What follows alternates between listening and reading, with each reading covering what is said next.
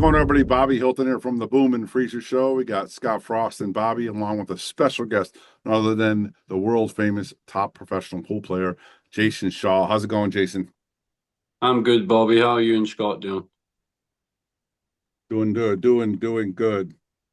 Uh, Yeah, everything good on my end as well. Thanks, Jason, for joining the podcast. We're excited to have you. Um, Looking forward to the conversation. Everybody who watches podcast is going to know Jayson Shaw, but I just got a couple of accolades that I want to throw Jason's way.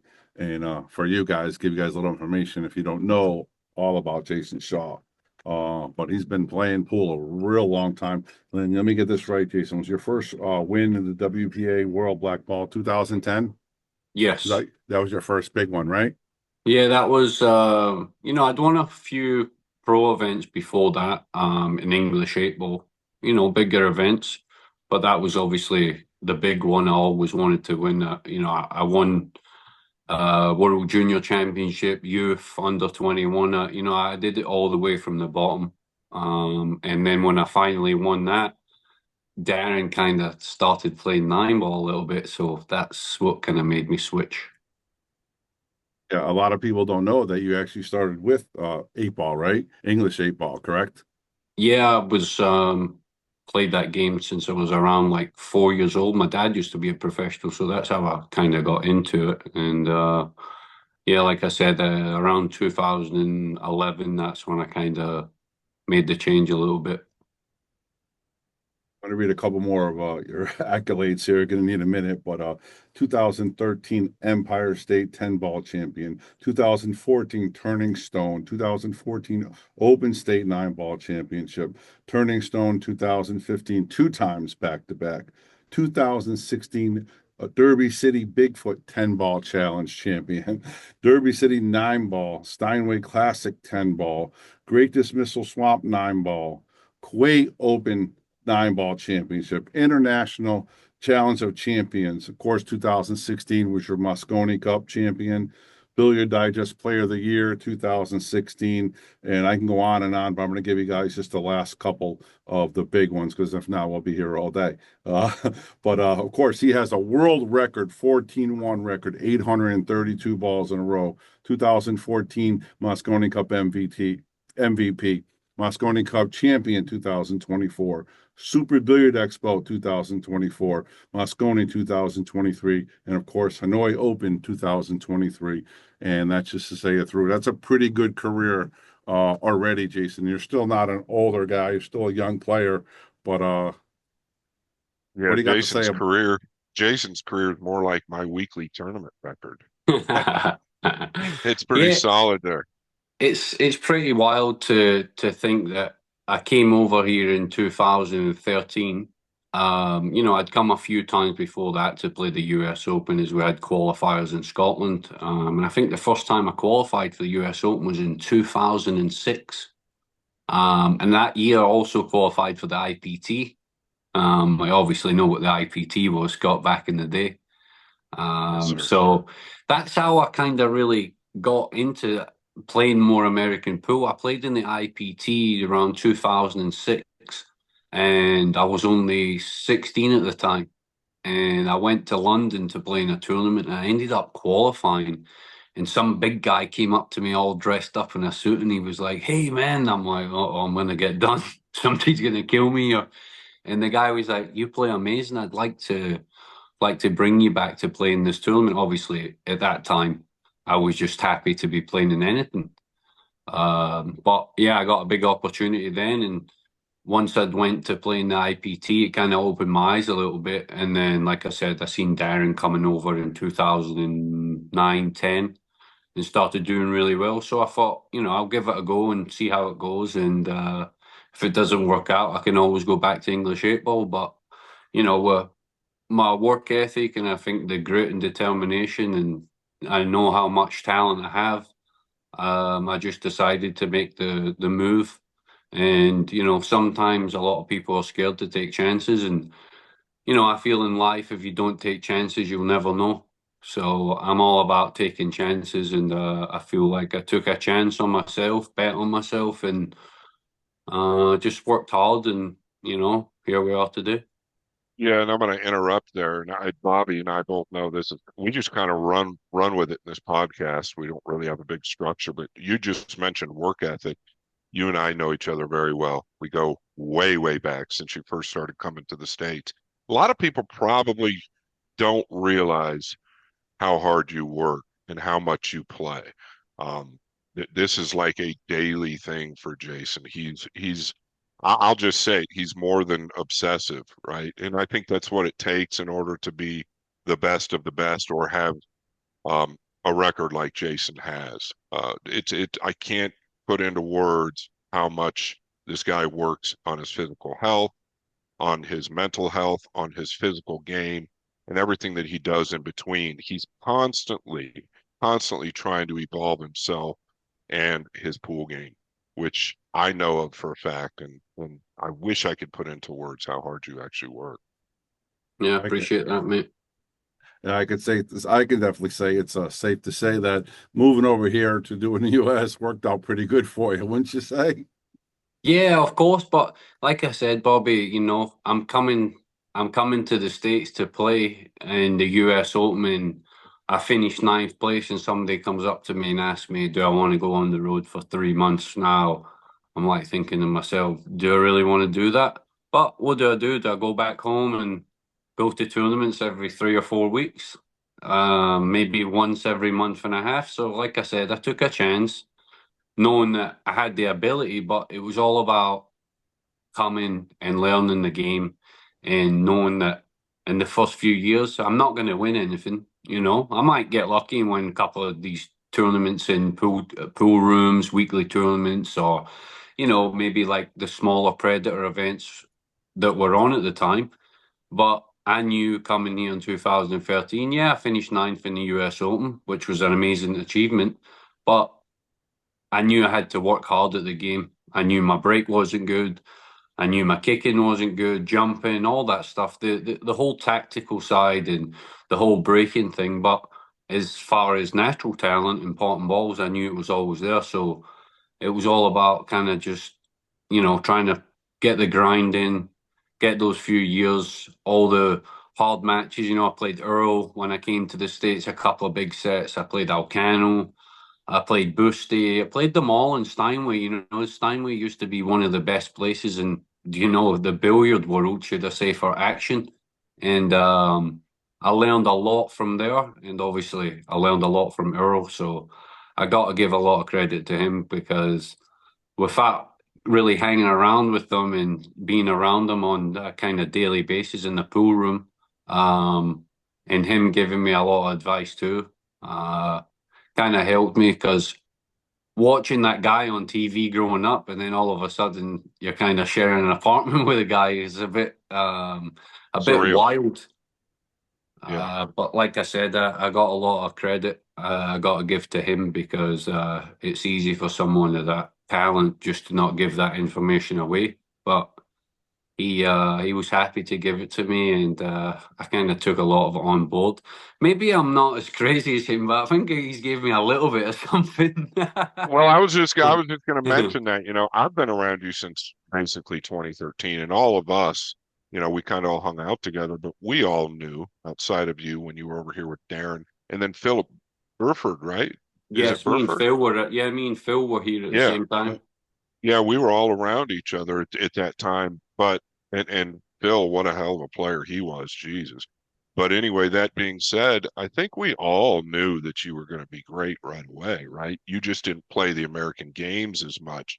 Did you get a little bit of your entertainment value from Earl? Do you think that just kind of rubbed off on you? I never thought about that. A little bit, but I've always, if you ask anybody that's known me since I've been a young guy and played pool, they'll always tell you I was a cocky little shit. But it wasn't really more. There's a level of being cocky, right, and Sure, confident, and I think a lot of people take that in a different way. of So course they do.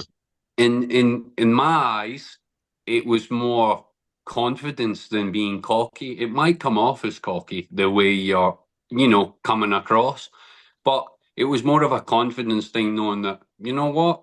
Yeah, you might be an amazing player, but I'm not scared of you. I'll get up and play. No problem. I might be 12, you might be 30. It doesn't matter to me. In my mind, I know I've got the talent to beat you. And when it used to come off like that, a lot of people would maybe take it the wrong way. But I Um, think it also worked, Jay. I think that also worked. You naturally were always like that, right? I just wanted you to answer the question. yeah, But yeah, I also think it worked, right? You're achieving what you really want to do at the end of the day. I know you don't really give a shit what other people think yeah, at the end of the day. I mean, that's the truth, right? You're out there trying to beat the entire world. yeah. And I think it naturally works for you, right? That's who you are. Yeah, I don't. I might. Yeah, sometimes obviously when people say stuff, but you know me, Scott. I No, don't no, no. really take shit on board. I just laugh about it, man, and try and wind people up. That's my You have whole fun thing. with it. When Yeah. people do that, I try and have fun with it. It's funny you say that because at Mosconi last year, I got to interview obviously your sister and your dad, and they kind of have that same attitude that you kind of have. Like they're in the crowd doing what you do on the game. They're riling everybody up. They're getting into it. They're yelling and screaming. I mean, I think security had to go over there and talk to them at one point. Yeah, I think that was my sister at one point. She's when people say, "Oh man, you're mad," well, times Oh, four by she's wild. five. She's Yeah, wilder yeah. than me. Trust me.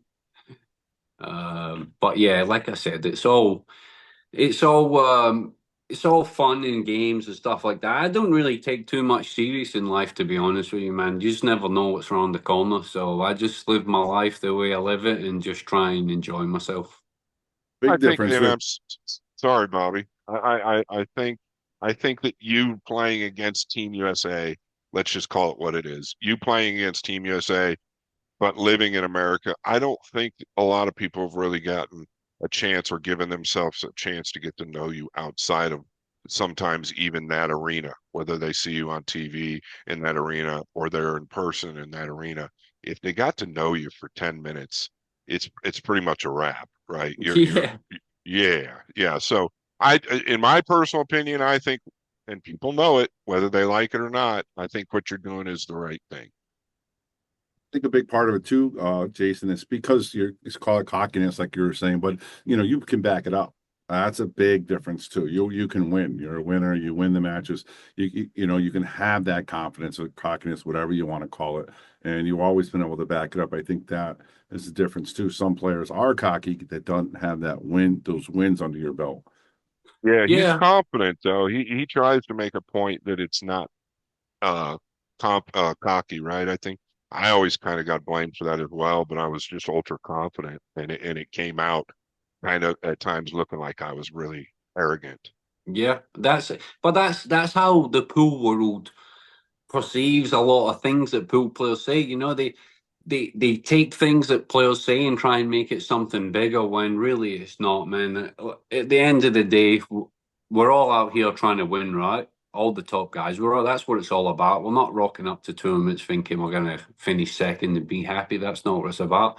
So you got to have that confidence. And like Bobby said, you got a lot of people, maybe they talk, but they can't back it up. Now, I feel like I probably wouldn't talk as much shit if I couldn't back it up. You know what I mean? Because I don't want to be out there chatting shit and then go out and get beaten. I'm like, okay, right, how can I keep doing that? But I've always kind of been like that since I've been a younger age. I've played in environments like the Mosconi Cup since I've been like 9 years old. I used to go to play for Scotland, and there would be Wales, Ireland, England, Scotland, Gibraltar, Isle of Man. There used to be like maybe 15 different countries, and there's like 10 guys, 11 guys on each team. And they have all the home countries with them all singing national anthems in a big building. There's like 2,000 people in there. So I grew up like that my whole life up until I was about 17, 18 years old. So when I first started playing a couple of Mosconis, I think I was a little bit too hyped. As I was like a little bit too hyped and wasn't really Again, managing. What? Yeah, but wasn't really managing it. It's you can be hyped and manage your play at the same time. But I was more hyped and involved more with the crowd instead of being more like balanced. focused. Focus Yeah, and then the more crowd. Do a little balanced. both. Do both. Yeah, it's doing both, but knowing how to control both at the same time. Yeah. And obviously, I think after we lost in 2018 and 19, that hurt a lot. I've said it before, it really did. And I didn't never want to feel like that ever again. So I promised myself and I promised the guys, as long as I'm in that team, I'll make sure the one thing that we don't ever go through that feeling again, because I don't ever want to feel that again.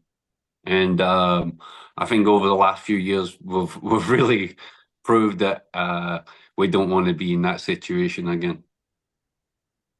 Right, Jason. So let's talk a little bit about you. Scott touched on this earlier. We obviously you're like less than a half an hour from me. You live in the United States. How did that end up? You staying with Europe? Was there ever inclination of you maybe playing with the USA, or can you tell us a little bit about how that worked out? And obviously against USA right now, but it worked out great So for them. But can you talk about that? yeah, it's a funny little story. So 2013, I came over. I played in the US Open. I finished ninth. 2014, I got to know Shane well. Shane had won the US Open before, so we had a free room. We were hanging out a little bit, and he ended up saying, "Look, I've got a free room. We can share together if you want." So at that time, obviously, it was great because I was just starting to make a little bit of money here and there. We end up playing each other in the hot seat of the US Open, and he beats me, plays real good, and then I play Corteza to get back to the final, and I lose hill. What year is this, Um, Jason?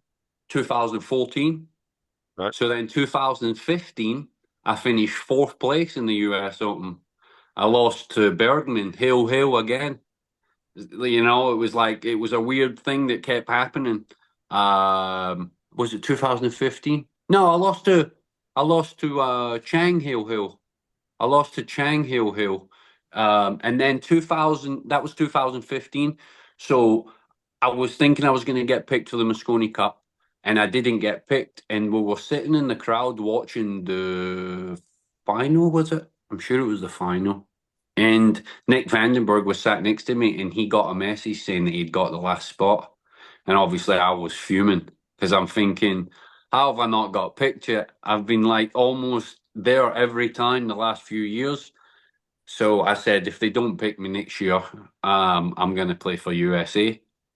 I said, I've had enough. And then at that point, I'm thinking, well, if I play for USA, I'm going to be guaranteed for the next 10 years, right? So Don't like that. that's on my mind too.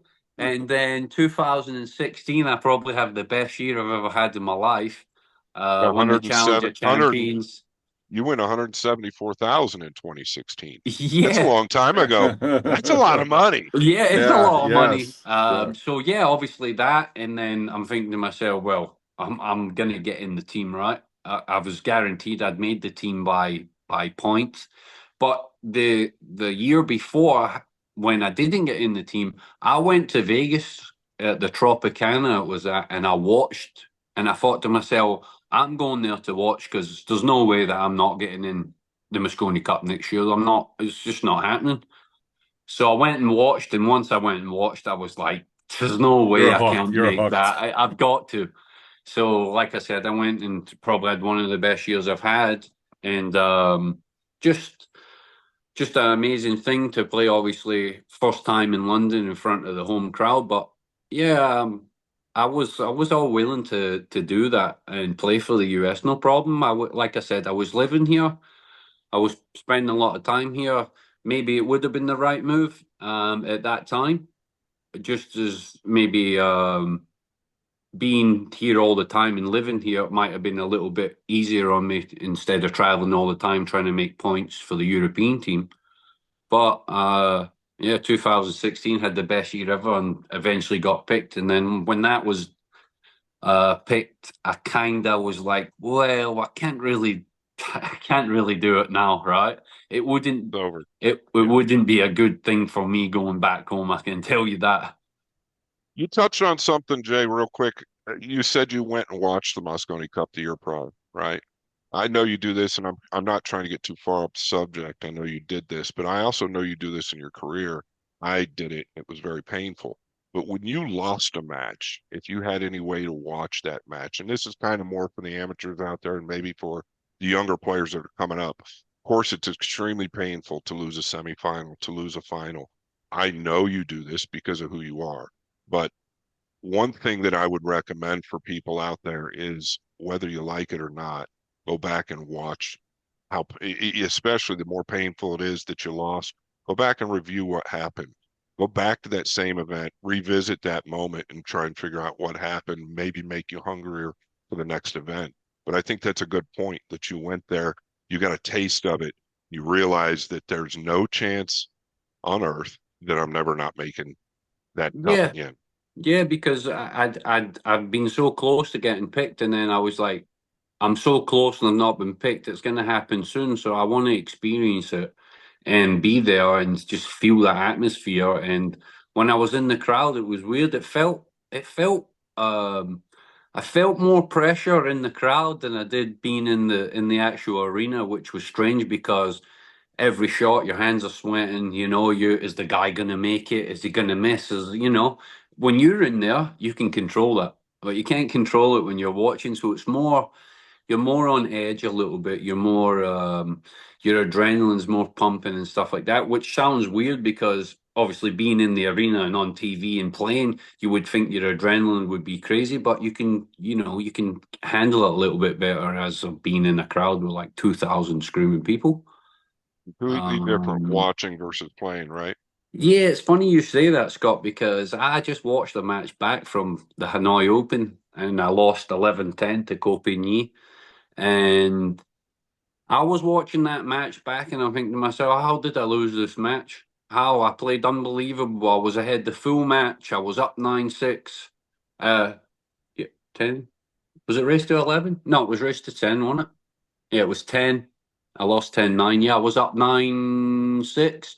And I can remember one shot and I was like, man, I want to see that back. 9-6, he's like left a shot and I went for the ball in the corner, like a long cut past the side pocket where I probably should have just dollied the ball past the side and hooked him behind the six. And the more I watch it, I'm like, how have I not played that shot? It cost me the match. I didn't get another shot after that. Yeah, I love that though. I mean, I love that. That's just a perfect example for people Sick. watching you. I Like was 2 days. I'm yeah. like thinking to myself, how have I not played safe there? And I'm thinking, I probably shouldn't have watched that back. No, but it's good for you, right? You know, in the long run, it's good for you. Yeah, it's good, mate. Obviously, the at that time watching it again, you're thinking, why have I not played the safety there? But you know, we live and But if it learn, and comes up, if a similar situation comes up, that's going to come into your head of deep course down. that's why I was just that's what I was just going to say there. I think with the shot that I've watched it back now, if it comes up again, I'm going to say, well, I'm not going to go for the one there. If I miss this, I might not get Right. another shot, so I'll just lock them up and then I'll try and get out and win the match. So you know, you learn from your mistakes. A lot of Of people course. probably don't watch their matches back, so they probably don't learn as much. But like Scott said, I think it's important to go back, find out what you've done wrong or what you could have done better, and try and correct it the next time. Some great insight there, Jason. I mean, a lot of people, obviously, some of the accolades that I just read, you know, just all the things that you want from the straight pool championship. And here you are talking about some of your biggest defeats and how, you know, you learned from them and you got better. You knew you were going to go to Mosconi. So, to all the young pool players out there, it's a huge lesson. It's not always about the winning and the accolades. It's about putting in the work, as Scott talked about earlier, correct? Yeah, I think that's important. I know as a player myself, I never really learned a lot from winning. I learned a lot more every time I got beat. And I think if we really think about that, that's very true. Yeah, when you win, you come off and you're like, "Oh, I played great, I won." Blah It's blah blah. easy. That's it. You just come off and you think you've played amazing, and yeah, you might have made a couple of mistakes, but it's easy to forget about it because you've won. That's right. Um, but when you get beat, you're off, you're back to your room, lying in the room, you're like, fuck, you know what I mean? You're going through the motions, trying to think about how you've missed a ball that's 2 inches for, you know, just a lot of crazy little things. Like Scott said, when you're winning, you don't see that. Changing the subject real quick to about winning, and this is a important question I wanted to know. I don't think I've ever asked you this. I've been with you a bunch of times, obviously in the booth next to me at the table, but just all those things that I just read. You know, you got the Hanoi Open, the multiple MVPs, two-time straight pool champion. You got the 714 and the 832. You got, like I said, you got MVPs in the Mosconi, the U.S. Open Championship, right? What is your high moment? What is the thing that you're most proud about that you've done in pool? Um, my most thing I think I've done in pool, I think obviously winning the US Open is one of my biggest titles. But then I could say that about Kuwait. I could say that about, Hanoi. Hanoi. I've won the International Open twice. I've won the Derby City Bigfoot 3 times. You know what I mean? Yep. I like to do things in big numbers. So, I think when I win tournaments, certain tournaments, I know that I've won them, so I know I can go back and do the same thing. Obviously, I've proved that over, playing the last 15 years. But I think I think the US Open is probably one of my biggest ones because I'd played in that. It was my first event I ever played in 2006, and I went to that event with my dad, and I was losing to Charlie Williams. There was only, I think there was only around 30 something players left, and I played Charlie Williams, and I was losing 9-2, first to 11. And that year, he was about to get in the Mosconi Cup again. And I came back and I beat him 11-10. And me and my dad obviously had left the arena and we were walking past the office, and he was in the office with Barry Byrne and he was going absolutely mental. And I've like kind of popped my head in and he's going mad saying that I've like been sharking him. Meanwhile, I've not moved out my chair. I was like literally sat there like this is a full match. My dad's like up in the crowd. And every time I was at the table, my dad would be like, come on, you know what I mean? So I'd kind of like look around him, but I would never do anything when he was shooting. I'd just sit there. Well, obviously, as I come back and beat him, he's in there complaining about how I've been moving about while he's shooting and stuff like that. But there was nothing said when he was 9-2 up. And I think that kind of cost him that year, maybe a spot in the Mosconi. And that was like one of my biggest wins coming over to the States, because obviously Charlie Williams was an amazing player. How old are you then? I was only 16. Wow. So I had played him, and then I ended up getting knocked out by Mike Davis. Mike Davis, a great player, but at that time I was like, how's this guy making balls? Because he had like this, like it was like I would call it a saw action. Basically, his action would go up and down, but he would get out every single time. Played really good. Played Yeah, really good. super nice guy as well, Scott. Really Great nice guy. guy. Great guy. Yeah. But yeah, like I said, that was kind of my big thing. So then when I thought to myself, I've only been playing this game maybe like 6 months and I can beat somebody like Charlie Williams. So that kind of gave me a little bit of confidence. And yeah, obviously playing in that tournament since 2006. My biggest thing about that event was when I walked in, when Barry used to have it, he used to have all the previous champions come into the arena with all their green jackets on and take pictures and do all that stuff. And I seen that and I was like to my dad, I want one of them.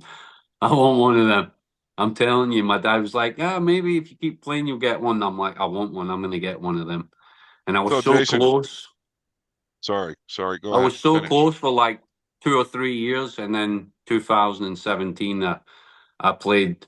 I don't think anybody I played in that tournament got past like 6 or 7 games. I played probably the best pool I've ever played in my life.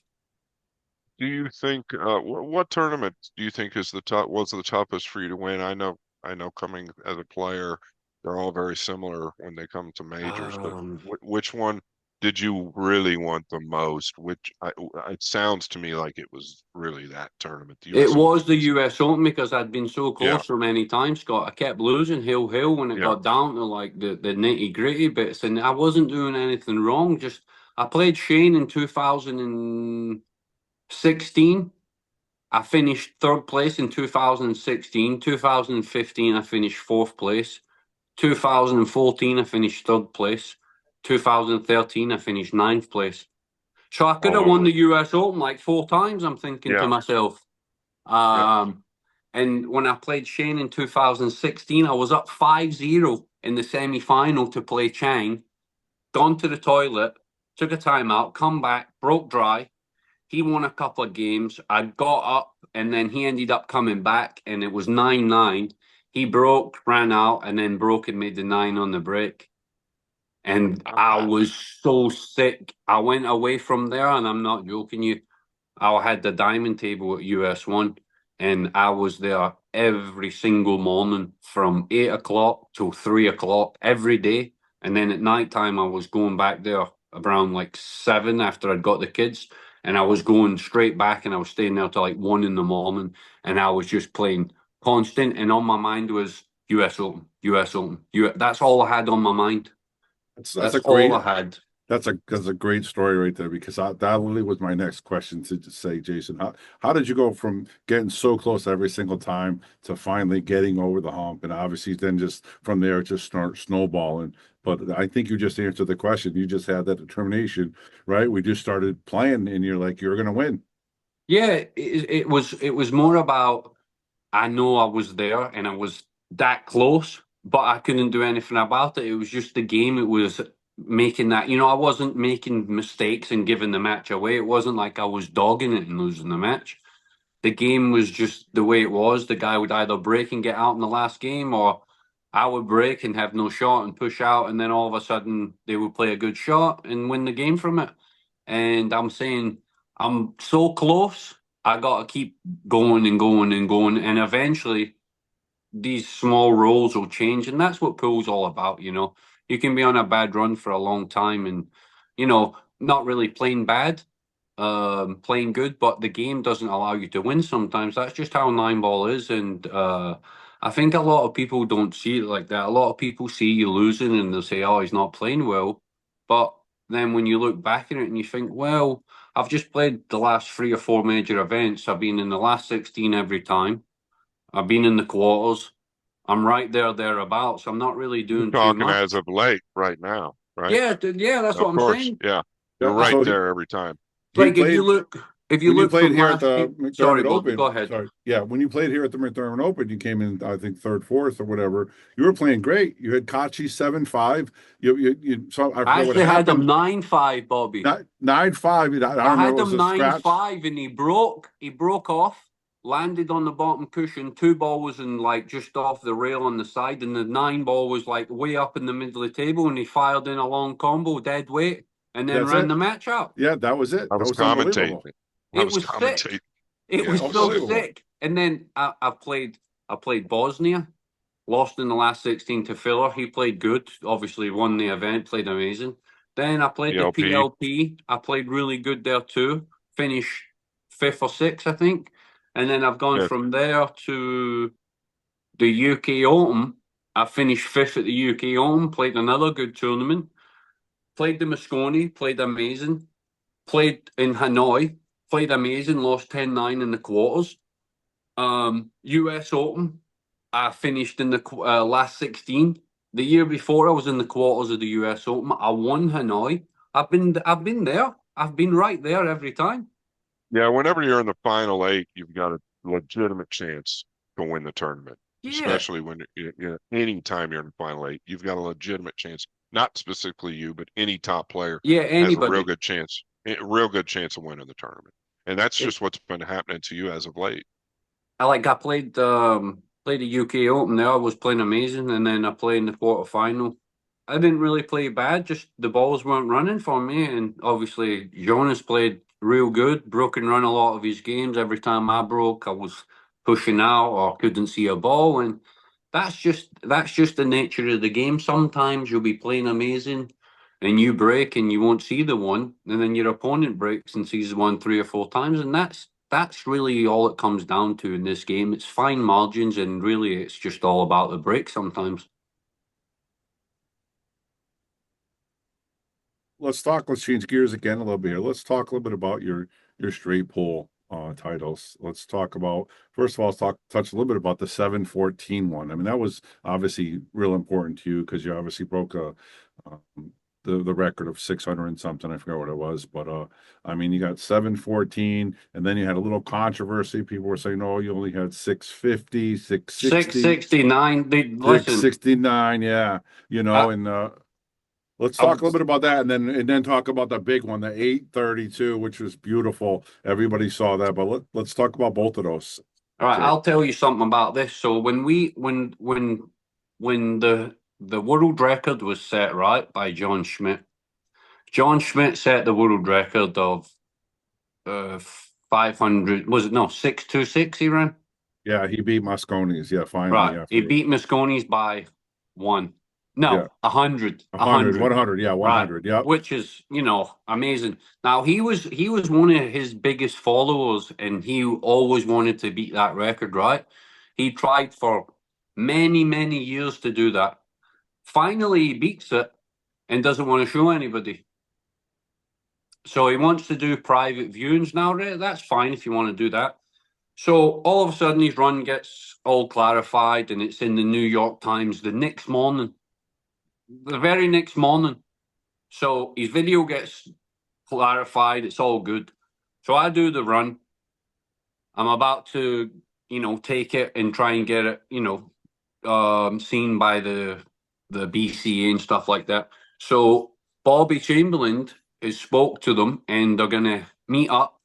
One person with Bobby. They're going to meet up at the airport and they're going to get a room in the airport and they're going to sit down and watch it.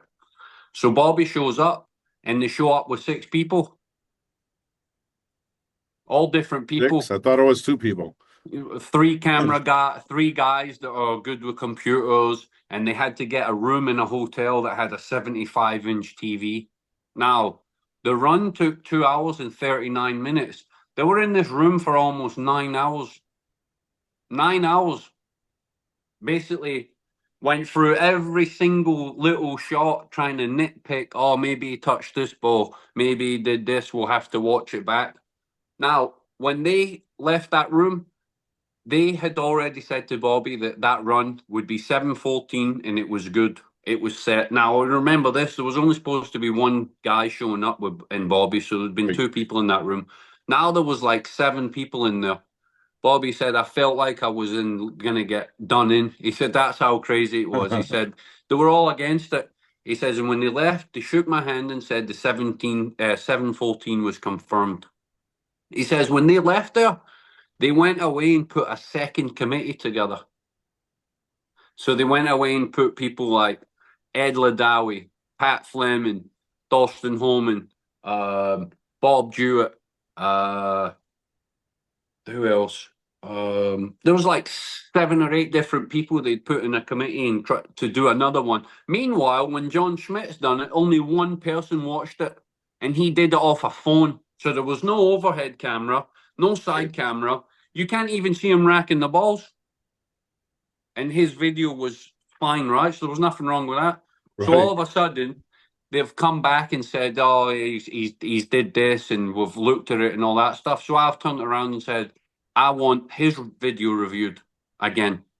Yeah. If mine's just getting Understandable. reviewed like Yeah, this, if you're getting it done by 6 people, why is he getting yeah, one? why sure. is he Well, not? why is that happening? Why did Well, that happen? I found out I why. had no idea. Are you ready? This is the Yeah. big one.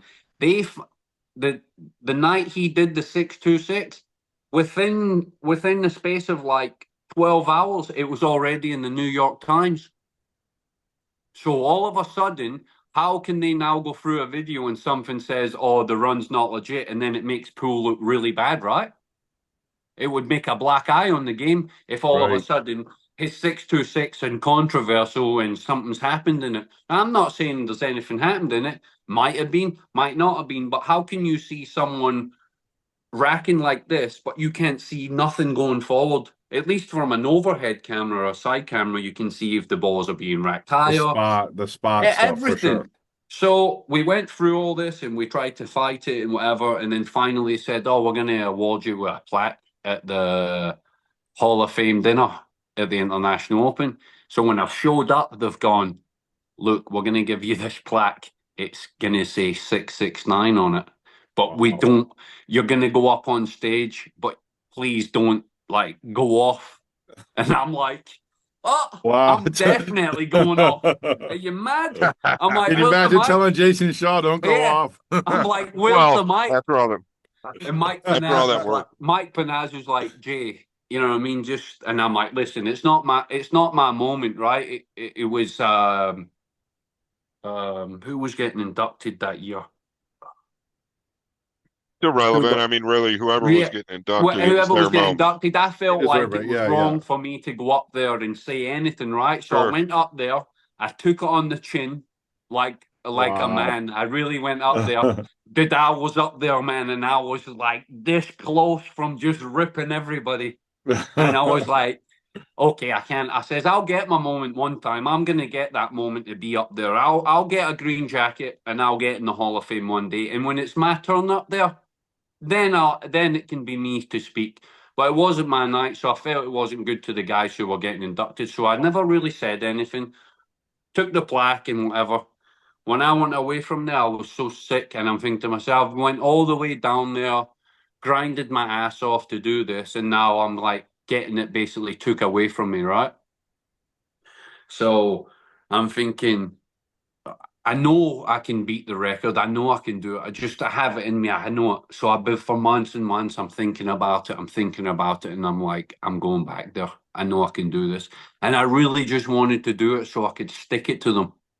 You know, I really wanted to do it so bad, just so when I went there, Bobby was saying to me, why are you so jacked up over balls? Like your hand is like this. You And want I'm them to like, I see? ain't touching nothing. I Oh ain't my touching Yeah. nothing. gosh. I'm gonna be this far away if Wow. I have to, just to make sure I didn't do nothing. But in my in I think in my defense, I think I was wrong when I did this 7:14 because I should have sat and watched the video first, right, before anybody, just to make sure. Sure. Now, I didn't. I let the guys who had the videos, all the tech stuff, go and do all that, and I went away and relaxed and did what I had to do. When I did when I did the 8:32, I didn't let anybody take that video. I took the video. I Yep. came home. I drove home that night. I got home and I came downstairs and I sat downstairs for almost 4 hours and I watched every single rack twice. Just rewind it back, any close shots, just to make sure. And I text Bobby and I said, Bobby, tell them to try and find something now. Go get them. I said, send it to them. If they can find something, I said, then they're a genius. I said, because this is so clean. And that was the only reason I went back to do it, just to prove that. Listen, when I was growing up, if you played English eight ball or you played snooker, if you touched a ball, every single person owned up to the foul. There was none of this, oh, I'll get away with it, because if people knew you were a cheat, it was bad. You would get absolutely drilled. So nobody was ever like that in English 8 ball.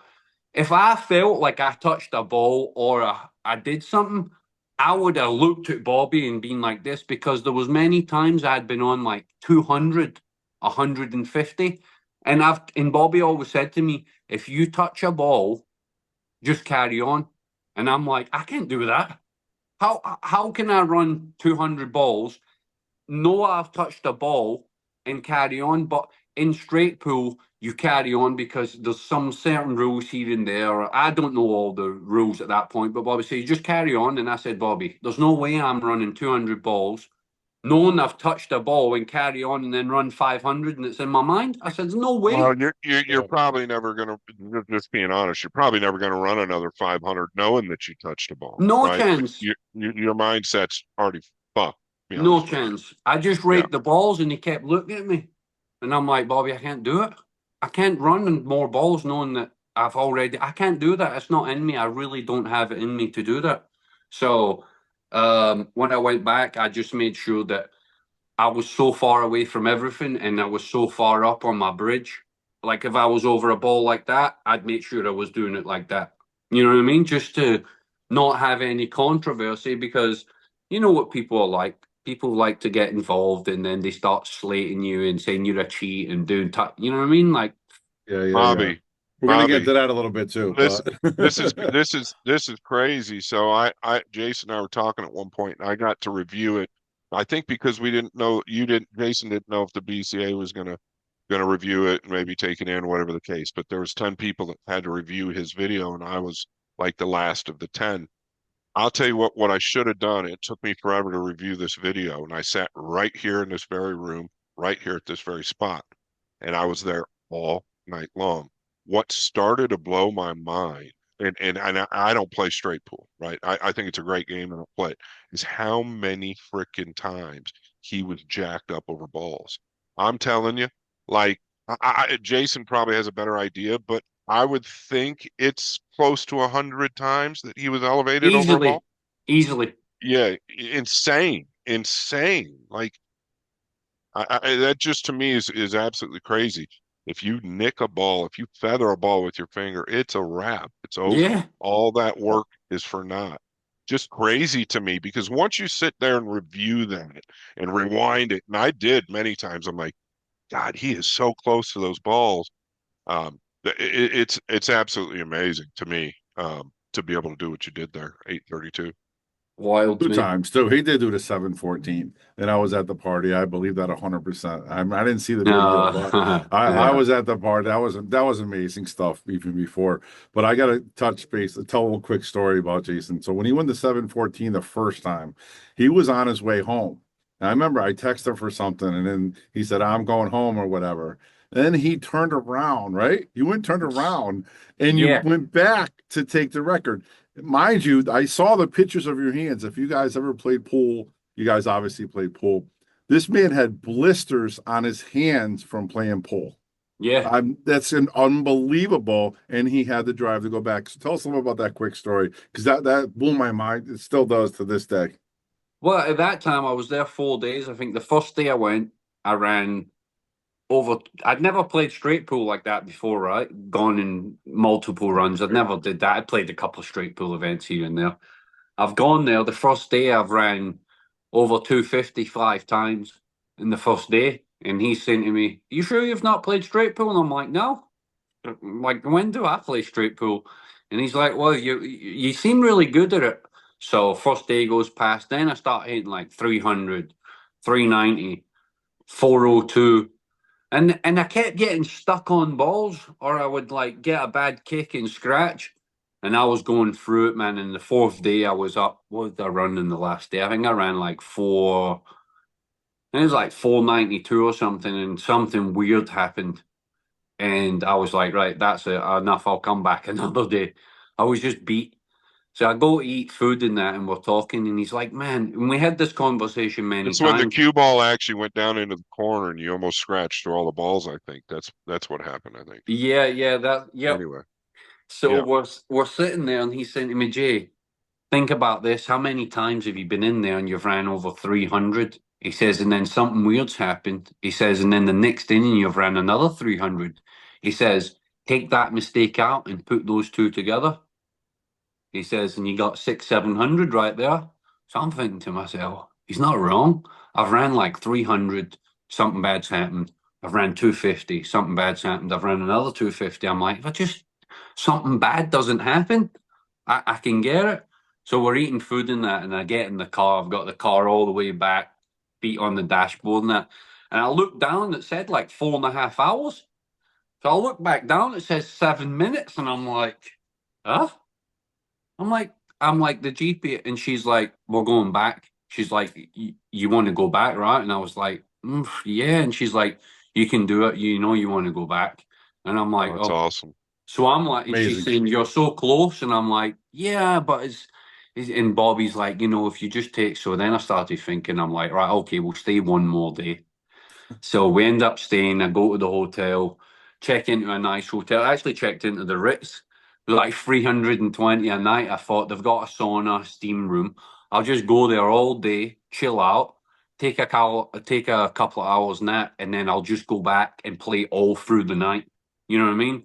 I'll put in a long session, maybe 12 hours. So I go back there. I've run like 300, 250, 355, 390 odds, 402. And I look out the window, and it's like 6:45 in the morning, and I can see the light, and I'm like, oh. I turn to him and I go, Crazy. Bobby, last chance. I says, I'm out of here after this. I'll come back. and then boom, run 7:14. That's right. Boom. In 2 hours and 39 minutes. And at that point, when I'm running balls, because it's that late in the morning, I'm just playing. My brain's not You're even in the thinking. zone. You're just Yeah, playing. you're just playing. And then obviously I've done the 7:14, and it's like 9 in the morning or something. Somebody's handed me a beer. I don't know why, but I've gone, okay, I'll drink it. I took one sip out it and threw up all over the floor. Oh wow. I think because I've been up that long and my brain Yeah. was just fried and I didn't really eating any food. It was just, but when I scratched, I was like, oh man. And then I was like, thank God I can sit down now. It was one of those ones, yeah, I was sick. And obviously at that moment, I'm thinking, it's been a rough 5 days. I'm just obviously happy to beat it. But a lot of people don't know that the first time I beat it, there was almost like 47,000 in a pot. That a lot of these people who play straight pool and who were fans of straight pool and loved the game had all put monies up from different things and put it up if someone could beat a record. Wow. I didn't know about that until I seen Shane and Ruslan and Earl, and I'm thinking, why are they all playing straight pool? Like, how's that come about? And then I found out, and I was like, sign me up, sign me up. And then the last time I did it, somebody put $10,000 up for me to beat the run. And when I heard that, I'm like, right, okay, that's kind of worth going back to try it again. All right, Yeah, and 10,000 worth it. you can mention their names too, Jay, if you wanted. If you don't want to, you don't have to. But Well, I think that's pretty cool. yeah, I think I would like.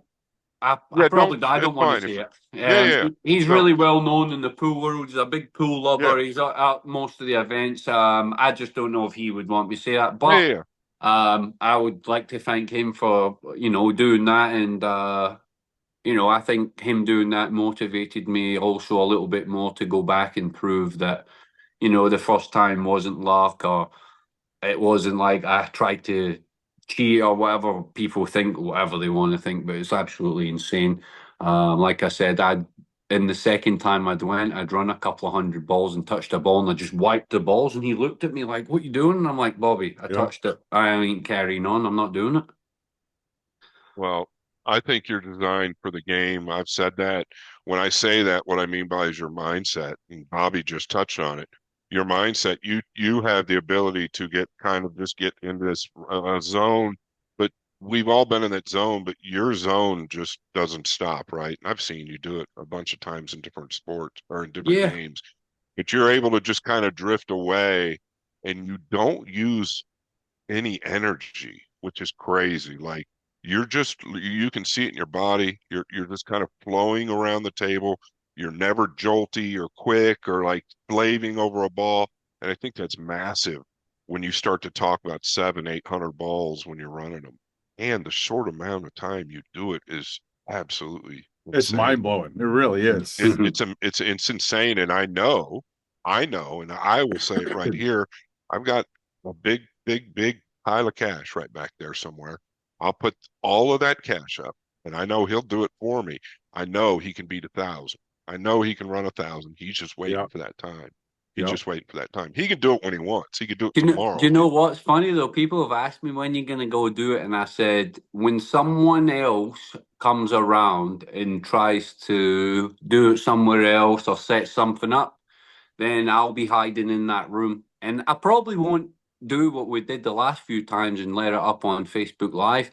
I will go there and I'll run 1,000 or more, and I'll just hold it. I'll just keep it. I won't say nothing. And then when somebody says, "Oh, by the way, I ran 900," I'll say, "Oh, by the way, I ran 1,100." There you go. That's the You goal. have the That record for a day. that's the ultimate goal, is to go back there and run more than 1,000 balls, but not show it, and then wait for somebody else to run more than 832 and be like, "Oh, by the way," and I'll be like, "Oh, really? Here, it lasted 12 hours."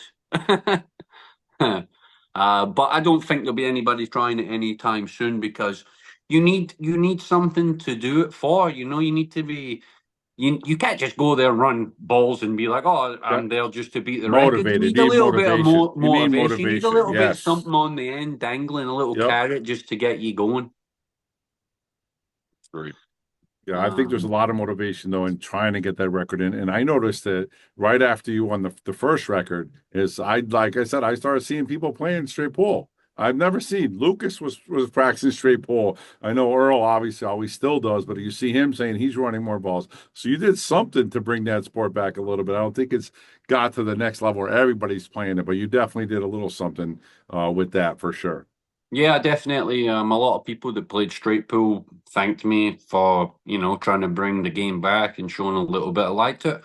I think it's one of the best games as far as like understanding. It's not all about just pocketing balls, right? It looks like that, but it's not. It's all about staying in the zone, staying in that, focused and trying to leave the right shots and bump the right balls. And it kind of reminds me a lot of playing snooker, Bobby. Because when you're playing snooker and you're in about the reds, it's like stun, stop, stun, stop. You're never really going up and down the table. Right. Not playing So 9-ball position for sure. yeah, you're just kind of like stunning balls and kind of rolling balls in. And I think the second time I did it was really bad. January. For the full of January, I think I thought for a while I was going to be out of the game, maybe for like 2 or 3 months. I had I had some of the worst pain you've ever seen. These two fingers were numb for like 3 or 4 weeks. My full wrist, my Yeah. arm, like I was getting acupuncture. I was doing so much, and the lady was telling me that my L7 nerve in my neck. But that's from just doing this. Yeah. If For you're 12 playing hours a nine ball, day. you're Yeah. swinging, right? But it's Yep. straight pull, you're just stopping. So my Right. shoulder and my neck all locked up, and like the full of January, I was completely out of the game. I could even pick my hand up over my shoulder like that. It's crazy. That's crazy. It's And like, it's more mental and physically exhausting, more than anything I've ever done in my life. Yeah, I well, mean, I'll say it. I've had several sessions of high-end one pocket for um, upwards of 2 days. And maybe a little coffee. That's about it. But it'll drain you mentally first, and then the physical comes. It will drain you. Yep, and it's not nice trying to get yourself back out of that, man. It's No, brutal. it's not. It No. really is brutal. And ex- at that time, obviously, I just did that, and then the Derby was coming around too, and I'm like, I go to the Derby for 11 days after doing that. It no was a way. tough one, mate. It was a tough one. Yeah, and especially with pool players, it's Scott, you too as well with one pocket and stuff. And we talked about this so far with Jason. You guys' memory, you remember every shot, especially the ones that you miss, and to get over that and get to the next hump and continue on is something special that you do, whether it's in a match or even doing your run.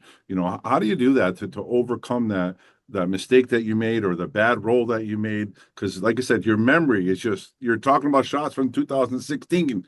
You know what I mean? So you're remembering every shot that happens. How do you do that psychologically? It's just amazing. I think I don't know. I think in pool, it's it's very it's very easy to remember a lot of stuff that goes on because the game is so wild, right? And a lot of crazy things happen in the game. But it's funny how you always remember the crazy, crazy things that happen. And then like the small, simple things, you're like, oh, I can't really remember. And someone's like, remember this shot that was like this? And you're like, oh yeah, I remember that. It's just a pool player's brain. It's just different because they don't do anything else, right? They don't do nothing True. else except from play pool all day, gamble at night time in the pool room, sleep, dream about pool, dream about bad shots, dream about lucky shots, wake up, same again. And I think it's just in the brain, it's in the blood. And, I think if you talk to 95% of pool players, they'll remember half of the stuff that's happened maybe 10 years ago. I'm sure Scott Yep, can remember a lot absolutely. of things Oh like yeah, that as well. yeah, yeah, yeah. There's since 2001, probably. I remember key situations. I think that players, though, have like photographic memories, right? I think that that's like you I said, agree. it's I just agree. kind of ingrained into their mind, and that's what Yeah. they relate to. You know, Yeah, I think any maybe other top sport, kind of like golf, tennis. I similar. think those guys probably in similar, you know, Yeah, remember all that stuff because, like I said, they're not really doing much else. It's all about practice, play, practice, play. It's the same thing daily for your full life, basically. All right, Jason, you already said that you like to mix it up a little bit. We're going to try to mix up a little bit. What's going on with you and Fedor, right? Now, Who? when you Fedor Gorst, you heard of him? Who's that? yeah. So hold on. Let's do this. Let's do this first. I obviously just got back. I know Bobby watched it. Yep. In my opinion, and I know Jason. I mean, you can't. You did you watch the match? I watched it, mate. Yeah, Yeah, yeah. I mean, his he break played. Yeah, was the kid really. I don't know, and I'm saying that with you on this screen. I don't know who could beat him in that atmosphere right there yeah. in that situation. He played. It's hard for me to ever say something like that, Uh, whether it's Federer, anybody. He he played played. unbelievable. He broke great. He He broke played so good. good. He broke good, and Shane just wasn't Shane, really, was he? No, Right. I think, but that has a lot to do with what Federer was doing, Of like course, of early. course, of course. That's what happens, right? More pressure Like, watching him getting out all the time, breaking. yeah, Shane can't make a ball in the break. He's thinking, shit, he's just going to break and run the next game he breaks. You know what I mean? It's all mental. It's all up here, mate.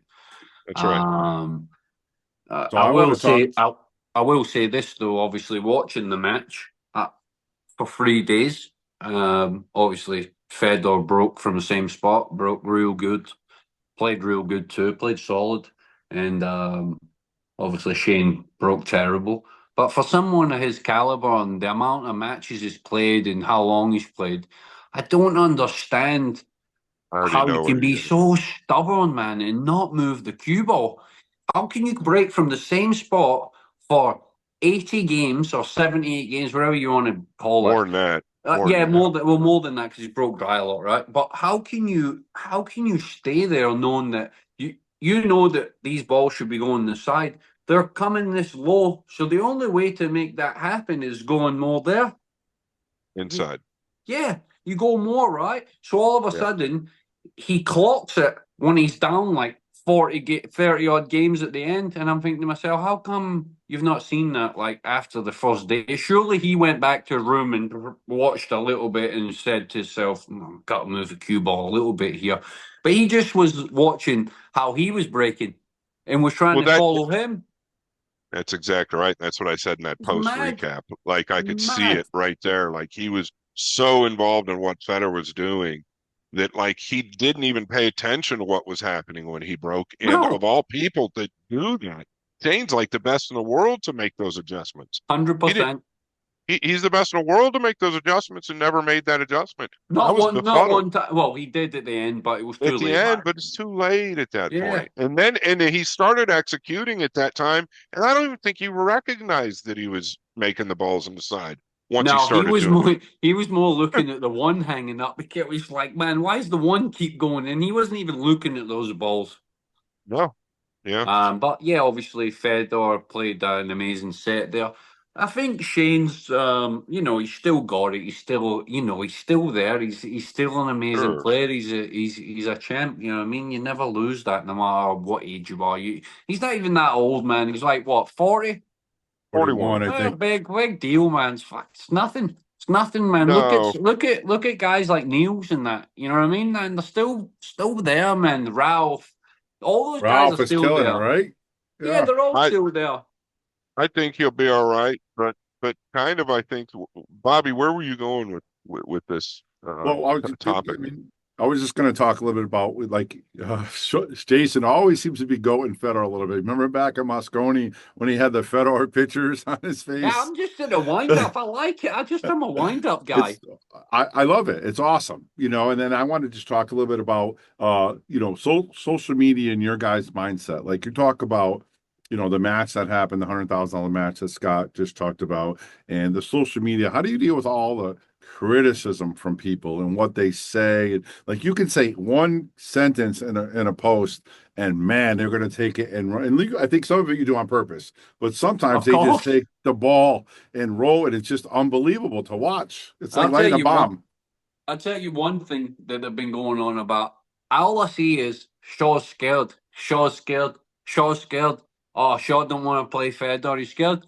How's about this? I went to Vegas 2011 on holiday. I ended up going to Griff's. It wasn't Griff's at the time. It was Pool what was the name? Sharks. Yeah, Pool Sharks. and it had the pit. That's why I won the 1.2 million. So listen, this is crazy, Scott. I don't even know who John Mora is, right? I thought John Mora was Stevie Moore. Right? I'm not joking you. I We don't might know have to why. clip that one. I don't know why. I don't know why. Right? Something happened. Obviously, I don't know what happened. So I thought it was him anyway. When he strolled in, I'm thinking to myself, "That's not fucking Stevie Moore." Like, who the fuck's that? Anyway, I found out it's John Mora. I'm like, yeah, let's play. Got no cue. Got nothing. Remember a guy called Walter Glass? Of course, I knew Right? Walter Glass I really played well. him. I played him a couple of sets. He beat me, and then I played him, and I beat him again. And he says, "Oh, I've got somebody to play you." So anyway, I've ended up playing John Mora. I've not got a cue. I've ended up borrowing a cue in Vegas. I lose 20K to John Mora. I'm with a few of my friends, my brother-in-law, a famous football goalkeeper who played for Glasgow Rangers. All got plenty of money, and they're like, "Yeah, no problem, let's play." I'm in there playing John Mora, races to 30 for 10 grand a set. Not got a clue. I think he's called Stevie Moore. Oh man! And then I moved to the States. I come to Steinway. I play Earl 2 sets for 5,000, 2,500 a set. Beat him. I played Alcano 2 or 3 What year was times. that? What year was that? Would you say when you were 2013, playing 14, more? 15. Okay, right when you first got here. Yeah. And then I play Alcano a couple of times. I play Boosty in Steinway. I played a bunch of other challenge matches. Then I played Shane at Castle Billiards, race to 100. Then I've played Shane another race to 100. Then I've played him another race to 120 at 9 ball. I played Bergman. I've played Dennis Orcolo a big set. I've played them all. Like, how can people like come out and say, "I'm scared to play Fedor"? Are you mad? It's So just you for would. making. So you. How would you play? What would you play? I'm gonna put you I'd on the play. spot, Jay. I, You know I, how I am. I'm I'm gonna put you playing. on the I'm spot. How playing. you gonna play him? Listen, I'm playing 9 ball. 9 ball because it's more random. I ain't fucking watching someone break and making 2 balls dead in the side and the one hangs over the corner. All they have to So do when is you, control the rock. yeah, when you say you're playing 9 ball, what type of 9 ball? I'll play them the same way I played Shane. So basically, when I played Shane, we we set the balls up. So what we'd do was we'd put the magic rack up on the table, and then we'd take a couple of balls out, like 3 balls from underneath, and whatever 3 balls came out first. Yeah, it Random. was just random. So we couldn't put the two in a certain position, you know what I mean? There wasn't none of that. No patterns. I've watched Fedor play a couple of matches at 9 ball, and when they gamble, he puts the 2 ball behind the 9 on the other side he breaks from, and the cue ball goes across the table, misses the 9, and the 2 ball stays down that side of the table every break. I'm not playing someone in a money match What do when you they What just do you put mean when he's gambling? He's doing that. He did it against Biado when they played in that. They played in that same place, right?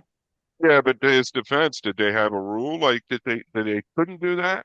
I don't know, but Scott, you don't want to put the 2 ball in the same place for No, I 120 get it. games, do you?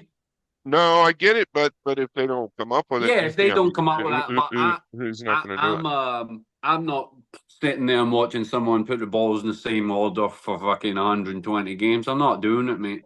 That's why they changed the rules now. They did And change then it because of also, that, I'll I tell you believe. one thing. Yes, How they did. Matt, I've ran I've ran over 500 balls, right, on video, 4 times. I've ran 714 on video. I've ran 832 on video. Not one time in those runs did I ever take the cue ball to get cleaned or any other ball off the table. Never in my life. I can't believe that they take the balls after 10, 15, 20 games, take a little break, and they're away polishing the balls. Don't think so. He wants everything to be smooth, just smooth everything. Get the ball sticky, get the table sticky, and let's see how you play.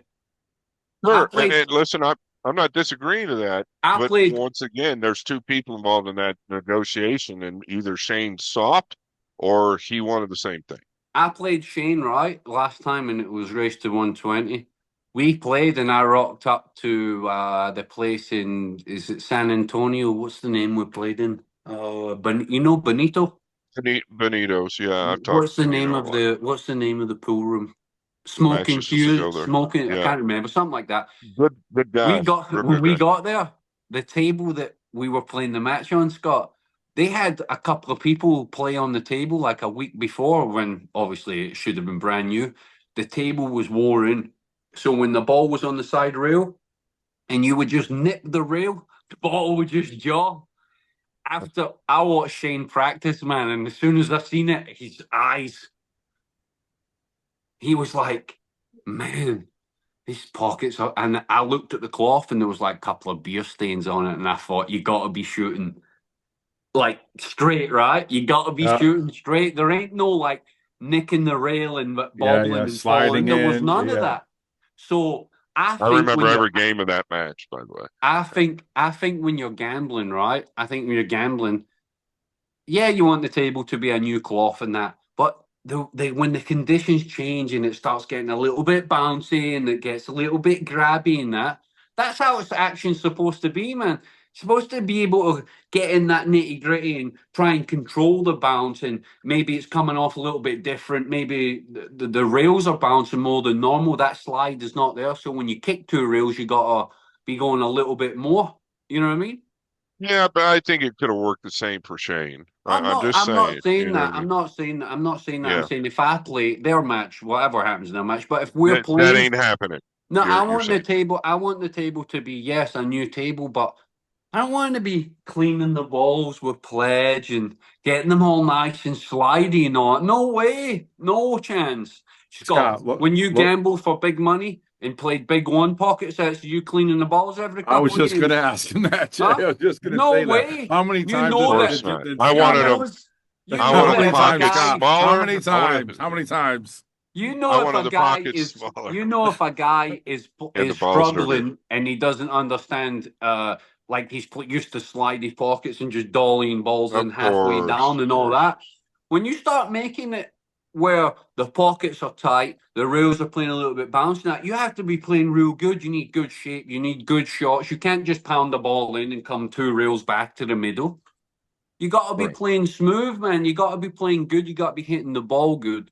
So there's a lot of things that I would say. The not the 10 ball I would play. I'm not scared to play 10 ball, but I think 9 ball it's more.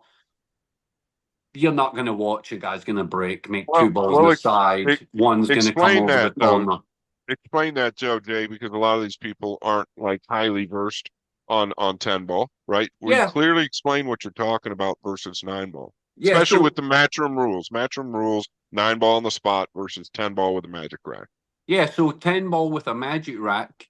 Um, you, if you rack the balls properly and you're breaking from kind of center, you should make the balls behind the one in the sideball. That's more the natural way for using the magic rack, right? You get a tight rack, kind of guarantee yourself a ball.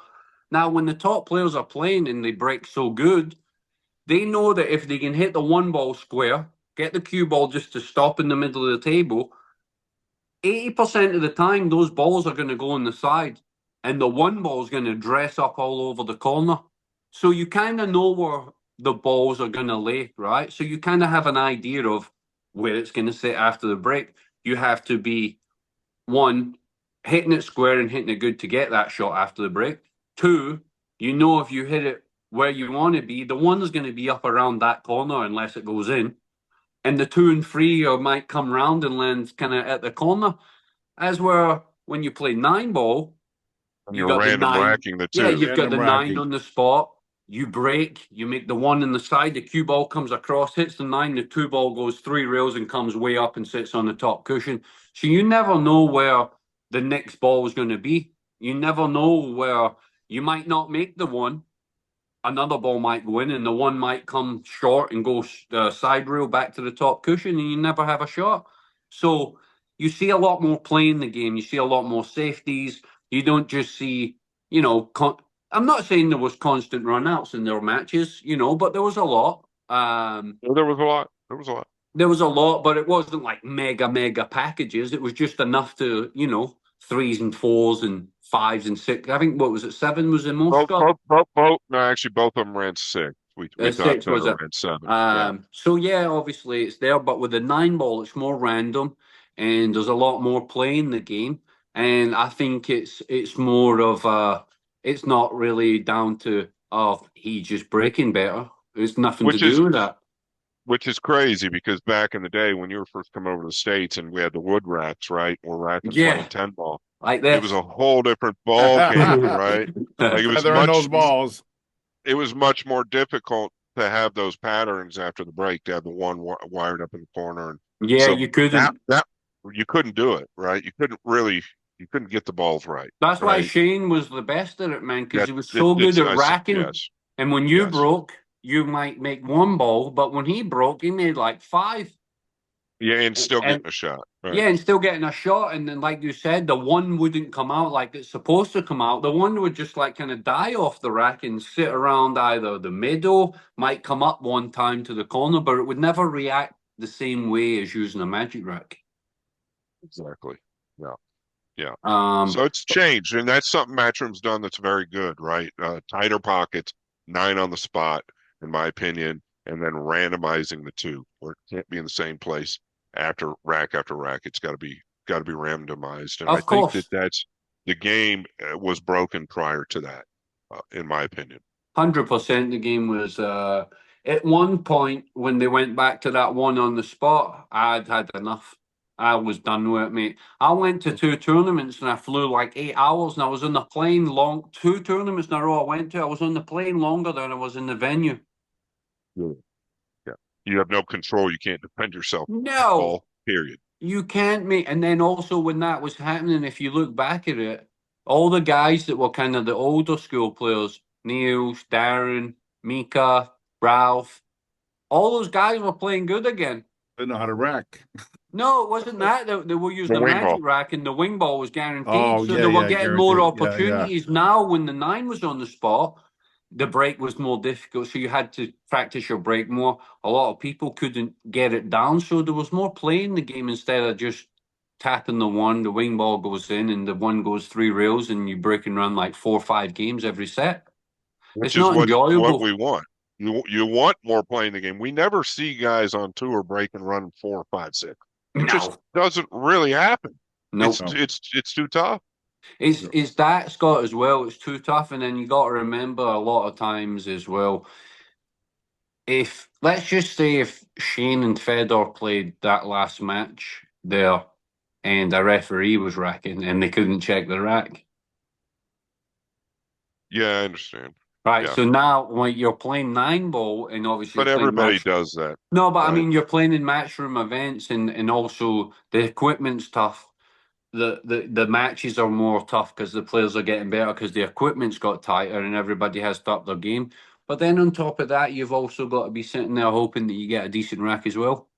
You know what I Neutral mean? racker, Yeah, neutral racker. So you are at the mercy there, yeah. right? You've got to be praying sometimes that that the thing about 9-ball as well is once you get 1 bad rack, the referee clocks it. So the next time, if you lose that rack, the next guy that's breaking he's gonna make sure the rack's a little bit more tighter because he knows that most refs know now when the 1's going low that the balls are probably not as tight as they should be. So when they see that, the next rack they're trying harder. So it can affect a player who just broke and didn't win that rack because now the next guy is going to get a better rack because the ref has noticed that the 1's gone low. You get what I'm saying, Scott? Sure, of course. And that's constantly going to happen. That's I mean, just part of the we see it game, over and though, over. and you just got to take it sometimes. But it's tough, man, because when you're playing well and it's out of your hands and you can't control it, it's brutal. I think that that's always going to be part of it, though, because Yeah, the alternative is really is no good. Even more so, right? Racking for your own. There's just too many Yeah. problems that way yeah. as well. It doesn't look good either. It No, doesn't it's look not a good. good look. Imagine on TV racking for each other. What I will say is though, um, I do agree with it. Sometimes, obviously, it doesn't look good on TV for you to like go there and look at the rack. But it would be nice if you could just go look at it and be like, okay, I can't ask for a re-rack, but the one's off slightly, so I'll just break from the other side now. You know what I Well, mean? I've talked about that a lot. Even I'm in that position, right? When I still play some big matches and big tournaments that are on big streams, right? I don't want to go over there and check the rack and look like some type of jack off, right? Yeah, So I just don't do it. But the rack isn't right, yeah. right? So you just like what you said. So I think maybe that could be talked about a little bit, maybe, because that if the rack is, you can be at the foot spot of the table and know the rack isn't well. You know what I Yeah. mean? And that's kind of a problem there because the minute the mindset goes there, then you're most likely not going to hit the balls as good as you could anyway, You're on right? tilt. You're on You're on tilt. tilt. Yeah. Yeah. You get two bad racks and you're like, where's that ref? Where is he? Listen, I've Uh, said to him a few times though, I've gone, what's the point in even racking, man? What's the point? no, I've seen What's the point? but I've seen everybody, and I feel bad for all the Yeah, guys that had to it's go not through just that. listen. It's not just me. No, It's a all the lot of guys go people. through it. But a lot of Yeah. people don't say anything, right? But obviously, I don't give a fuck. So I say whatever I see. One guy, I've looked at him at the PLP, and he's racked me two bad racks. I've looked at him, I've gone, "What's the point in you even being here?" He's like this, like, um. But I know they're trying to do their job. But what I will say, and I've said it for the last 6 months, I can't believe. Listen, I've watched snooker all my life, right? And when you watch snooker, they have the triangle, right, and then they put the pink and the black, so they never really have to rack the balls, like a normal referee would in American pool. They have to put the balls in place. They just put them in that rack, Random. put them up there, Right. and the Just black and the random. pink go. Yeah. Now, when they clean the balls at snooker, they need those gloves because at snooker the balls have to be super clean, right? Because just the way it Oh is, they yeah. get more, Yeah, yeah, they get yeah. more, they get more kicks and stuff. What I will say in pool is those gloves for racking balls, they ain't no good. You need friction on the balls to get them touching. I don't understand why in American pool the referees don't have fingerless gloves. It's a really good point, Interesting. actually. Yeah. Have you brought that up I did. I to brought it Matcher? up. I brought it up a while back, and nothing was said. But I can't believe that there's. I would rather. I think they said something about, oh, well, what happens now? All the balls are getting finger marks. I said I'd rather the balls had finger marks on them and the balls were tight than have no finger marks on them and a pair of slidey gloves just sliding over the top and not actually getting the balls frozen. I It's a think. really good point. I think when you don't have any type of glove on, like a pool glove, or if you run it over a ball, you can feel it slide right off it. When you have a little bit of moisture or the grip of Right. your fingers and you It get makes a them, you big can difference feel for them sure. freezing. Huge difference. There's a big difference. A lot of people don't know this, but there's a big difference from a ball being touching and frozen. you know? So it Yeah. might look, it's touching. Yeah, but it's not actually, you might just be touching it, but it's Right. not It's not actually frozen frozen, to it. like it's It supposed needs to it be. needs pressed. And Yeah. I will say that now until I stop playing. I don't care what they say. Those gloves are for cleaning balls. When you're racking the balls up, you gotta have a Anything. little bit of Great point. something. I'm telling you. Great point. All right, Jay, let's change a little bit here. Let's talk about where the pool is right now. I mean, obviously, you got a Saudi World Championship coming up, right? Obviously, well, I want your opinion because obviously you made the most money back, what, 175? We're just talking about how much you made in 1 year. Yeah. Nowadays, there's a Yeah, way lot of back. but a lot of players can now make that in this. How do you feel the sport's progressing? the last couple of years? Well, I feel obviously since the pandemic, there was nothing really going on, was there? And Matchroom kind of kept it going. They had we had the PLP kind of behind the doors, no fans. We had the Mosconi with no fans. So at least they were trying to give the players something, and obviously they were still allowed to operate behind closed doors. So that was good. And everybody was at home, was obviously getting to see some sort of pool being played. And then all of a sudden, I feel like it was really starting to make some progress again. And then obviously the whole WPA thing, they kind of come around and was like, okay, we're going to come back in the game and run more tournaments. And I'm like, where have you been? Where you been? Where you Yeah, been for the last 15, 20 years? where have you been now? All of a sudden, the tournaments are coming around. So then they start having a couple of small tournaments, but then it all starts kind of getting a little bit sticky in situations where it's like, oh, well, if you're part of this, you can't play in that. And if you do this, you'll get banned from this. And then it's like, well, just trying to make a living. You know what I mean? Like, why are you making it hard? It's already hard enough. You're just making it harder. So obviously the players go through all that and kind of have to try and figure out where they stand and how they're going to make money, and if they're going to play in this or they're going to get banned from that. And so a lot of players start to get, down on themselves and start, figuring out what's right for them and what's wrong. And, even if they're choosing one side, it might look good, but then again, if the other side come back into play, now you're not looking good with them. So it's a tough situation, and I will say I'm one of those guys who, put my neck on the line. I really You did. stood You up always for. been WT for sure. Yeah, I I mean, you always did stick everything. up for what I believe, mate, and I really do believe that for the players and to have your career expand and have more opportunities to get more sponsors, have more TV time, show people who you are, show the world that you belong in these big events, you can win them, and obviously grow your name on social media or not. Matchrooms, the people who can help you do that, they have the biggest followings, they have all the social medias, they have all the Sky Sports, they have all the big companies. So when they're doing that, a lot of the players see that, and I know from living in the UK and watching all the sports back that Matchroom were always involved in pool, darts, snooker, boxing. They're a massive, massive, massive company. And I always believed that, and I still believe now, that they're the right people to take the game to the top. And as you can see over the last few years, with the tournaments they've started to get and the prize money that started to go up, I'll always stick by them, and I always feel like they have the power and the no, I don't say more of the money. It's more of having the right people to have the big events. The resources that they have, and Agreed, I Jay. feel like they can take the pool to that level. Now, obviously, you've got all this stuff going on with the WP and that, which has held it back, One like thing I'll massively. say, yeah, it has held it back. But one thing I'll say on your point right there, which because I've been around, unfortunately, for a long time. I'm about to turn 50 years old, and I've been promised the world many times when I was young. And the first game I started playing was 9 ball, and I could have played it at the highest level. I'm very confident of that.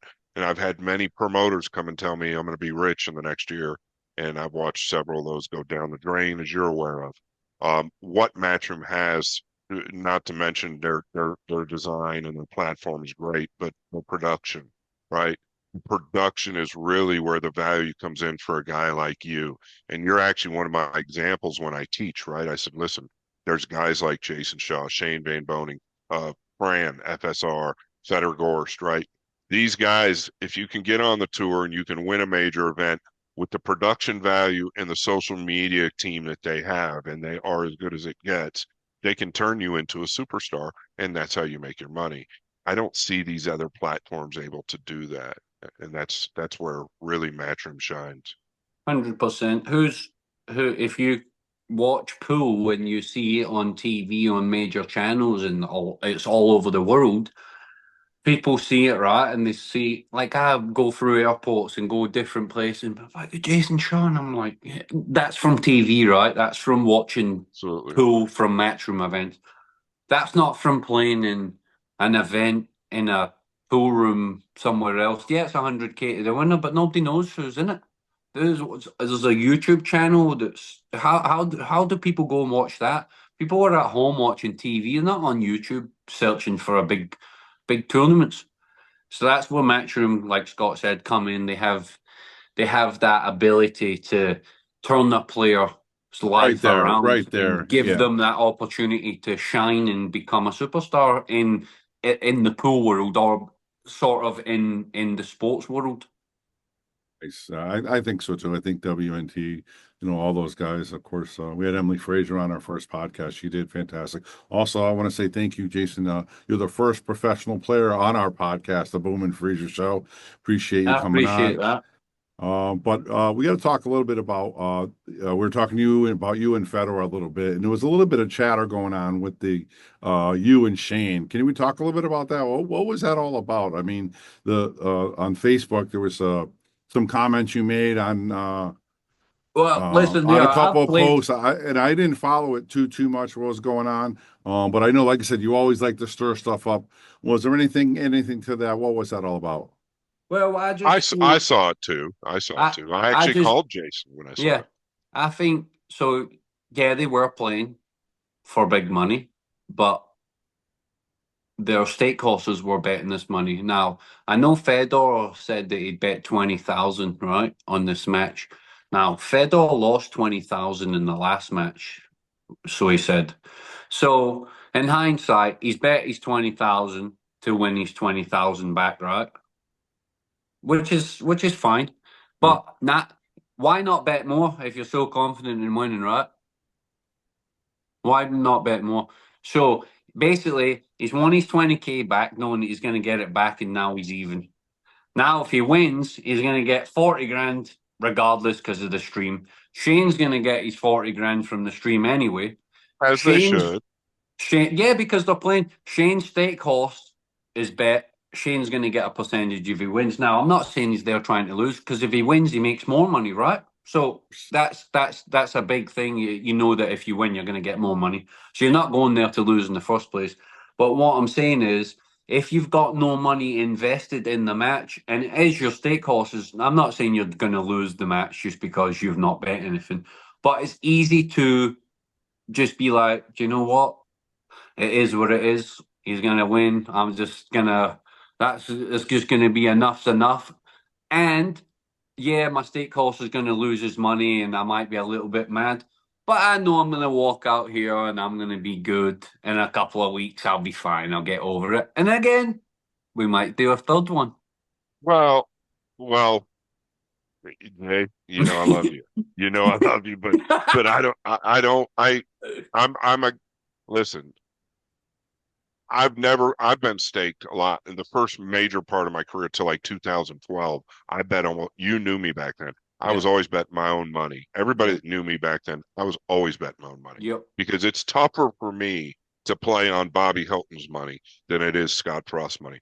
Tony Yes. Bloom knows that. Yeah. Anybody that's ever staked me knows that. And that's really why I don't play anymore because it's too hard on me at my age. That being said, I know that deep down that Shane Van Boening hates to fucking lose. Of He course he hates to does. lose. Hates it. Hates it. Now, does it make it a little easier for a guy like Shane in 2 weeks when he's catching a lake trout or wherever the heck he's at? It's possible. But to your point with Federer, gotta say, listen, 20,000's 20,000, Of course right? it is. 20,000's 20,000, whether, he's gonna lose another 20,000 if he doesn't win, and that's 20,000 off of the stream money he made, which the numbers were way down because of the score line to Yeah. begin with. Of course. So, you know, I know what you're doing. I know you're winding people up, but it can start to reflect to the players, and Yeah. I don't know. I mean, it is what it is. And to another point too and this is one of the things. Obviously, the Shark Stream and Jason, you've been in my place a couple times. I've had Yeah. you played Earl, you played Moritz. You know what I mean? And I never wonder I'm worried about who's betting what. I want you guys to get fucking paid. Yeah, You know what I mean? but that. Bobby, that's an exhibition match, though. Yes, Do you yes. see what Yeah, you mean? these guys are I, gambling. I Yeah, know what you're They're saying. really Oh, yeah, I see gambling. what you're saying. it's a Yeah, different. Listen, I'm not saying they're not gambling. I'm not saying that. I'm not saying Oh, they are. Yeah, but I'm not saying that it's a I fake know. match. But you get what I'm at, right, Scott? You get what Yeah, I'm yeah. saying, though. It's easier to be down in the match, right, by 40 games and But that could be with anybody.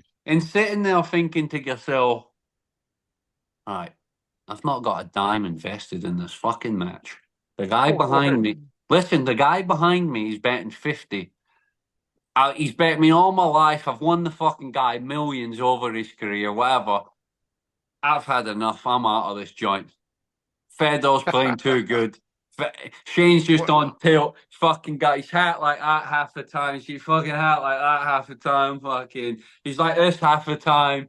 Breaking cue balls going fucking two rails across the table. He's fucking on tilt. He's thinking, get me on the lake. I'm out of here. I'm done. I've had enough.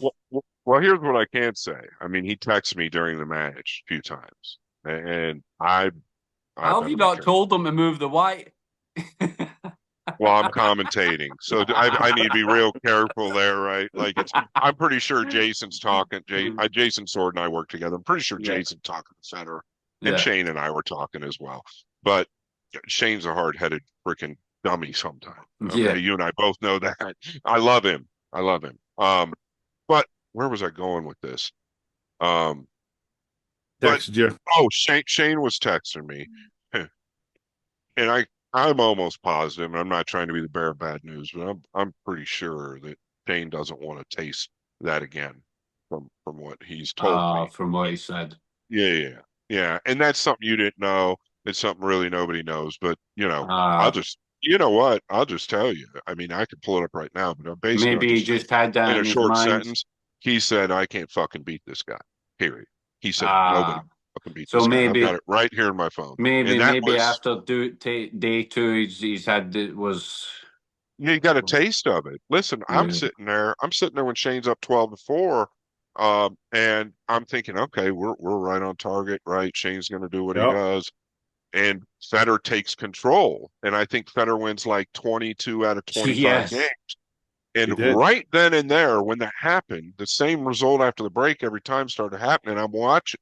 Listen, my job is to kind of do this anyway. I'm watching Shane's reactions, Demeanor. right? His And I demeanor. knew it was eating him alive because I could see it. I read him really Of well. I could course. see him thinking, I can't do that, right? Because Shane's tempo and Shane's break power is completely different. His Yes. cue, how it is in the back Yeah, it's arm, and up here every then like that. yes, it's way different.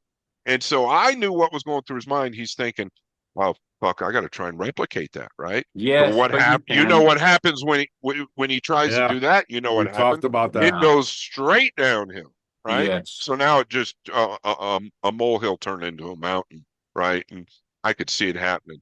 So Yeah, and I then get obviously. your yeah. And obviously, he played amazing on top of that and put even more heat on him. So then again, he's probably thinking double that, thinking, "Oh God, I'm done."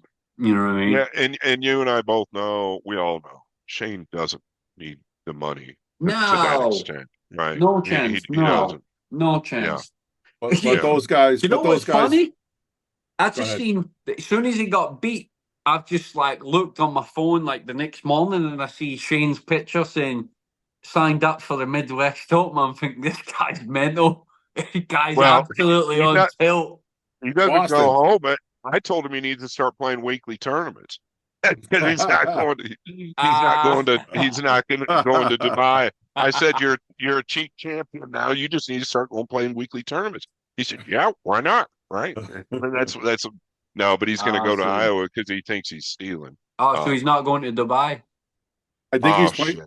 I don't. Oh, oh, Yeah, uh-oh. yeah. I'm not Wow. going either. Are you really? That was one of my next No, I'm question was not. I'm Jay. not going. I'm not going, mate. Yeah, he's going to Des Moines. I have what? He's going to Iowa, Des Moines, I thought you Iowa. meant I was going to Des Moines. I thought no chance. No, not you, not you. Yeah, I am not going anywhere until the 17th of July. I will fly straight to Saudi. That's my Oh, 50th birthday. you heard that here. Beautiful. I'll fly straight there. But until then, I'm a golfer. I joined a private golf course about 3 weeks ago. And Bobby, you probably know it. It's called Oronoque. It's I just heard of it. over exit 53. It's now called Black Hawk Country Club. I joined that, and yeah, that's all I've been doing every day. I've been going there for like 5 hours in the morning, 7 till 12, hitting about 1,000 balls, chipping, putting, doing all that. And then at night time around like 3:30, I've been going back and I've been playing like 27 holes every single day. Wow. I've spent like I went and got fitted for new clubs, new drivers, new putters, everything. I've been really on it, and I can see since I've been doing it, man, I've lost about 7 strokes off my game because the course is real tight. It's like voted the 50th toughest course in I think it's like the Northeast or something like that. Something like that. I can't remember what this is, but it was in the Golf Digest top 50th hardest courses. So yeah, I'm just doing that. I You went lost more start weight, Jay. You lost more yeah, weight, and I and lost. also He looks when I'm talking great. about your work, when I'm talking about his work ethic, he believes, and a lot of top pool players are like this. He believes that golfing every day falls hand in hand with his pool game, right? You believe that, right, Jay? Yeah, mate, 100%. It's the same. Yeah. It's like the same thing. Everybody at the golf course says to me when, man, your hand-eye coordinations, and I'm like, yeah, it's just like same as pool, basically, like sticking Keeps you in a balls. good mind. Yeah, it Yeah. keeps me a good mind. You're clear-minded. But yeah, I have. It's funny, Scott. I kind of was. What date are we on now? Is it 17th, Yeah. 18th? 17. 17th, yeah. So I started on my little diet on the 10th. It's been 7 days. I was 191. I weighed myself this morning. I'm 181. I've It's lost impressive. 10 pounds. Pound Um, a day. I've been fasting a lot. I've been playing golf. Like I said, I've been playing golf every morning. Um, just kind of trying to do a lot more things. Like I stopped drinking altogether. I quit drinking. It's been last time I had a drink was at Mosconi Cup. I quit drinking altogether. I'm done with I that. got I some won't drink. videos of that night if you want me to send them to you. Well, whatever. Listen, I'll tell you what. That was Whatever a was fun That was a night. bad It night. was a good. It was you a That was, bad. ready? It was, that it was a was a fun time. bad No, we night. had a It was a bad bad night You at the night ready for end. for Jay, this? for Yeah, Jayson. yeah. I was at that after party for 2 hours, and I only had 4 drinks, and He was sick for two I days. I Yeah. was in my bed at 10 o'clock, and I can't remember leaving the place. And secondly, I missed 2 flights the next day, and then I was ill for 4 days. Whoever That's motherfucker was that fucking put something in my yeah. drink, That's not normal. Yeah, that's not don't normal. worry about that. I'll find out one day, and don't you worry. I've never felt like that in my life, man. I felt like I was on something was in me that wasn't supposed to be, man. I was rattling for 4 days like I've never been rattling in my life. I felt like I was on something that was, I was on another fuck. I couldn't stop shaking 4 days. I Yeah. missed 2 flights, and I only had 4 drinks that night. 4 drinks, and I had, those seltzers with vodka. Yep. I had 4 of them, and then I woke up in the morning and I was like, "What the fuck happened last night?" And Ara was like, "Oh, you were back at 10 o'clock," and I'm like, "The Yeah. party started at 8. I was Yeah. back at 10. I was like, what time did I actually come back? Like 6 in the morning?" She was like, "No, you couldn't even stand up." She said you were fine, and then you just went like this. She At said your That's legs weren't that's 7:30. true. working. That's true. She That's said true. your legs 7:30, weren't you and I were working. eating dinner. 7:30, we were eating dinner. By Yeah. 10 o'clock, you were having, Yeah. you Yeah. kind of like lost. She Don't know what said, happened. she said, I went, my sister was there. My sister said, "Jay, I was standing talking to you." She said, and then all of a sudden, she said, "You couldn't even take 2 steps." She said, she said, "I don't know what happened." She said, "We took you back to the apartment. You were shouting you wanted to get in the shower. You've got in the shower with all your clothes on. And then you're on the floor naked saying, 'Somebody come cuddle me.'" And I'm like, they're at it. I'm like, "You're lying to me." I'm like, "What time did we come back?" And she's like, "No, I'm being serious."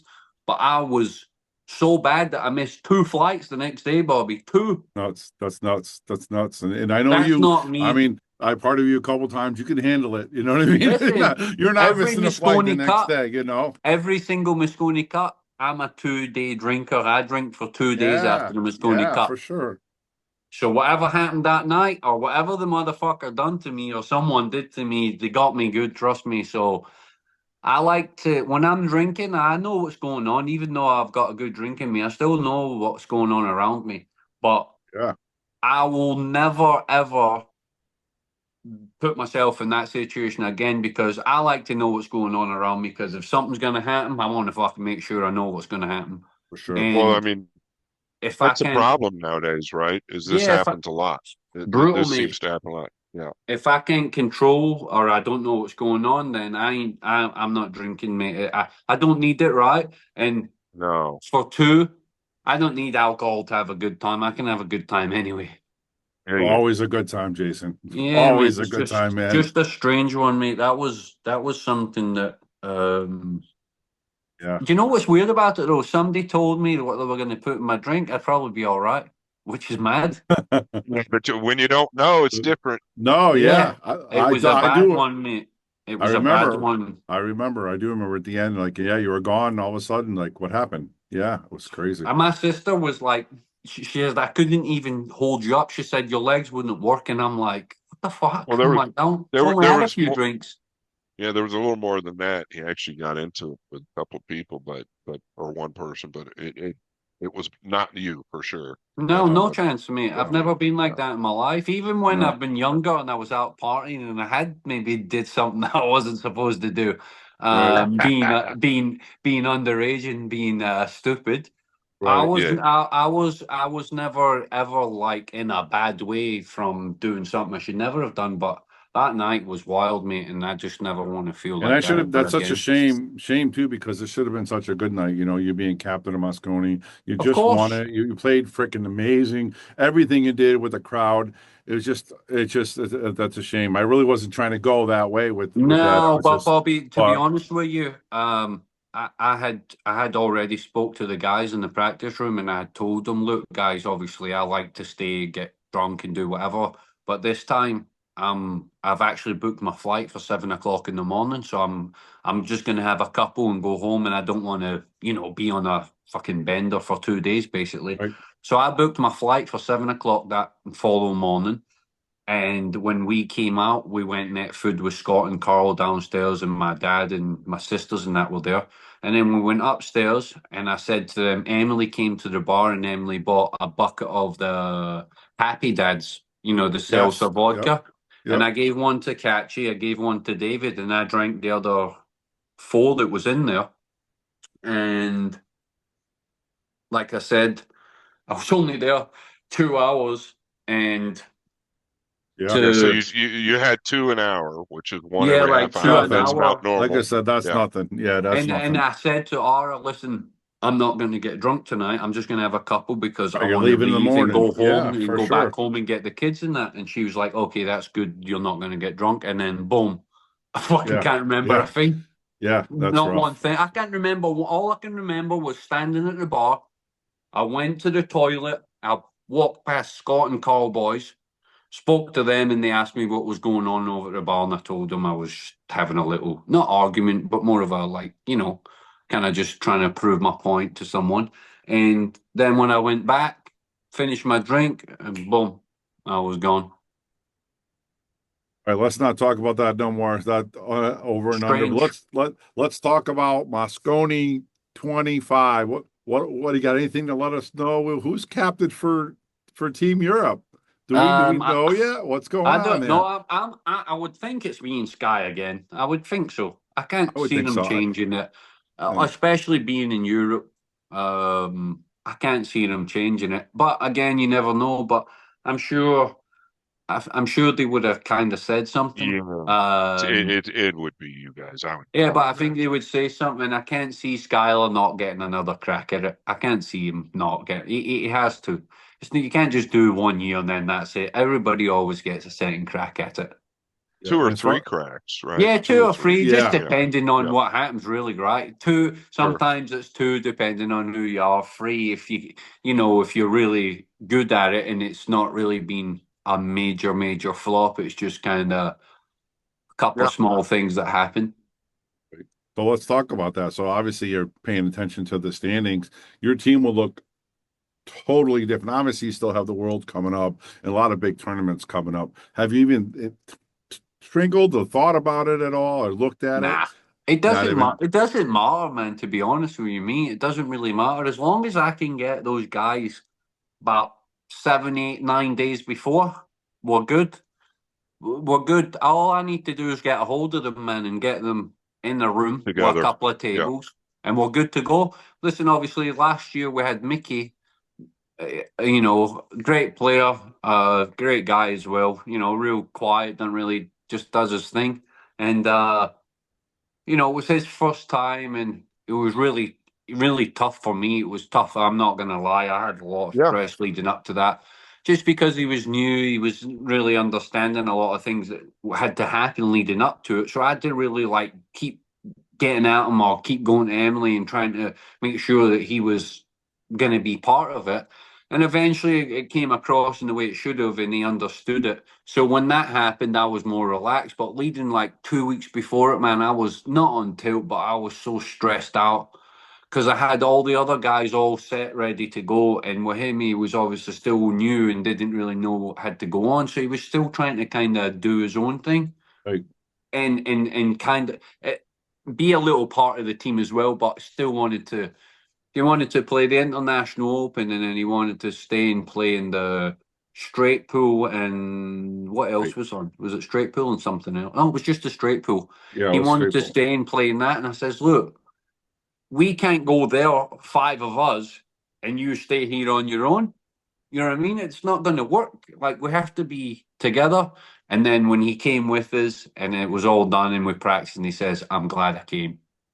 So Remember, stuff like that really needs to be put in place, and we really need to have a schedule put together and how we're going to get together, set up as a team, be together for that 8, 9 days before it, so we're gelled as a team and not just showing up and thinking we're just going to rock in there and everything's going to be okay. So I'm sure whoever makes the team this year, it'll be the same plan, even if it's one rookie or it's two rookie. Obviously, the ideal scenario is one rookie, right? Two's a bit of a nightmare, but again, I said to someone yesterday, the guys that are going to get in, they're obviously playing good. It's not like they're not going to be playing right, well. they're not They're, lucking they're in there for for a sure. reason, right? So it's all about getting them early, showing them the ropes, teaching them a little bit of things, how the table's going to react, putting them in situations where it's going to be out there, and putting pressure on them in the practice and stuff like that, and really, making them work. Nice. Well, I'm looking forward to it, and I'm hoping they make the announcement soon because we'd like to harass you guys, the two captains, to see who you're going to pick. Obviously, throughout the year, we're going to be doing that till the end of the year. But we're looking forward to that. And I just want to say thank you again for coming on. I mean, you're very special to me, and I know Scott appreciates too. I mean, this is our third podcast, and we wanted to have somebody as big as you to come on, and we really appreciate you taking the time to come on and talk to us. Yeah, I appreciate you having me, mate. I haven't really been. I kind of there's times when I like to go online and I like to do things and just kind of just wind people up, and people don't take it too serious sometimes, and people do, and people know me by now that I like a little bit of a wind up. But I feel like since the Mosconi, we've had a couple of tournaments, but there's nothing really been. We've had two major events since January. Um, so to be Been a little honest with you, quiet. Been a little quiet, right? yeah, it's been quiet. So to be honest with you, I haven't really been thinking about pool too much. I've kind of just been doing my own thing, just playing golf, staying at home, chilling with the kids, doing other things, setting other stuff up. Making money on the side and just doing my things. I know that these next 4 months is going to be really, really big. So Busy. I'm just trying to enjoy myself now and just stay relaxed and not use too much energy. I like I said to you, I've had my table behind me. I haven't hit a ball since I came back from the UK Open. Not one ball. But once you decide to, that switch will go off, and I know how M- you are. You won't Yeah, stop. my goal is to play golf until the end of this month, and then by the end of the month, I'm gonna have lost like 20 pounds, gained a little bit more muscle, feeling more fresh. And then at the start of the month, I'll play for almost like 16, 17 days straight, hard practice, and throw a little bit of golf in there between that, and just try and get myself ready for the big events. Like I said before, I've been playing really well. I've been getting to the last 16 the quarters, and I've been putting myself, and I feel like my game's there now. Not that it hasn't been, but I feel like something's clicked in me where I'm starting to play freely again and not really worry about a lot of things that I had in my mind before, what everything that was going on between, the match room and the WP. I was getting a little bit too involved in it, and I think it was kind of, how can I say it? Not throwing me off, but taking me away from what I should be doing there. And I was getting more involved in things that, Noise, the outside noise that shouldn't be in yeah, there when you're playing probably, pool. probably, not focusing as much on myself and trying to make sure everything else is going to be good. You know what I mean? Yep. Yeah, Yeah, no, I understand. So yeah, you like I said, definitely, you've definitely been flowing a lot more like yourself the last 5, 6 months, and you've had a chance to literally, I mean, the last 5, 6 events, yeah, you've had a yeah, chance to literally win at every event. Like yeah, I've of course. And witnessed it.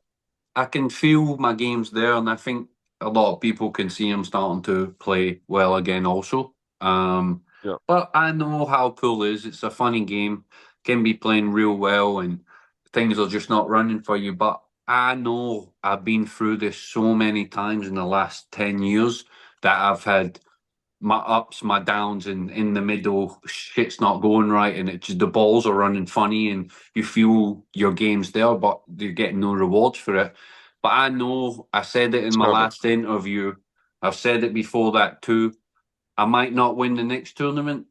It might not be the next one after that, but I can guarantee you one thing's for sure. I'm gonna win a big tournament very soon. I can just feel it, mate.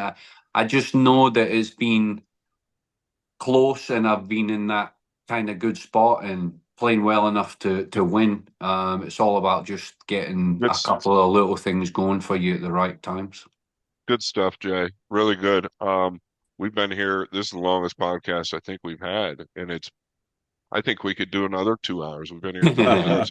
I'm Yeah. serious. It's No, been you've as been good as it awesome. It's been gets. awesome. Yeah, for Um, sure. really appreciate you coming on. I wanted to ask you one question. It's got nothing to even do with you, but I just want to ask because I think everybody kind of wants to know. I want your opinion. The first thing that comes to your mind, can Josh Filler beat Fedor Gorst playing 10 ball? Yes or no? Just a yes or no. You Yes, think he can beat him? Okay. yes. Okay. If they played 9 ball, I'm picking Filler all day just because he's going to go on a mad one and just fucking run racks repeatedly. 10 ball is a little different. His break is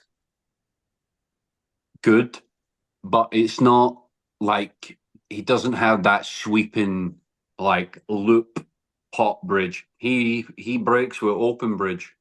He breaks with, but breaking with an open bridge sometimes you can get a little bit of control out of it. You know what I mean? It's like playing a normal shot.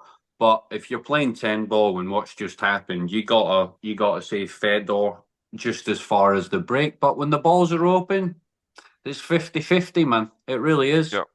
If Yep. that break's working for Josh, then he can hammer Fedor. If Fedor's breaks on and Josh is off, then Fedor. It's all on the day, man. You know that, Scott. You've been in these big matches. You might be playing your best. Sometimes at one pocket, you know the same. There's days where you break real good, and then there's other days where you might Yeah, yeah, leave a absolutely. shot, or a Anything. shot here and there. It's one of those ones, but it's with these guys, it's 50-50. No matter who plays, it's all 50-50 if you ask me. They're all good enough in the moment to run big packages and put players in their seats for a long time. So I will say with the break, Fedor's more favourite, but when the balls are wide open, it's 50-50. Awesome. You, Thanks a lot, Jason. We really Yeah, appreciate you thanks, coming on Bobby. again. Thanks again. I'm sure we'll see you soon. Looking forward to see you in Saudi, maybe holding a world championship trophy like you're talking about. Yeah, that'd be nice. I'll take you all out for dinner if I win that one. All got right. it. You got it. See you All right, later, Jay. guys. Thanks a lot, buddy. I Thanks, Scott. appreciate you, man. See you Thanks, later, Jay. guys.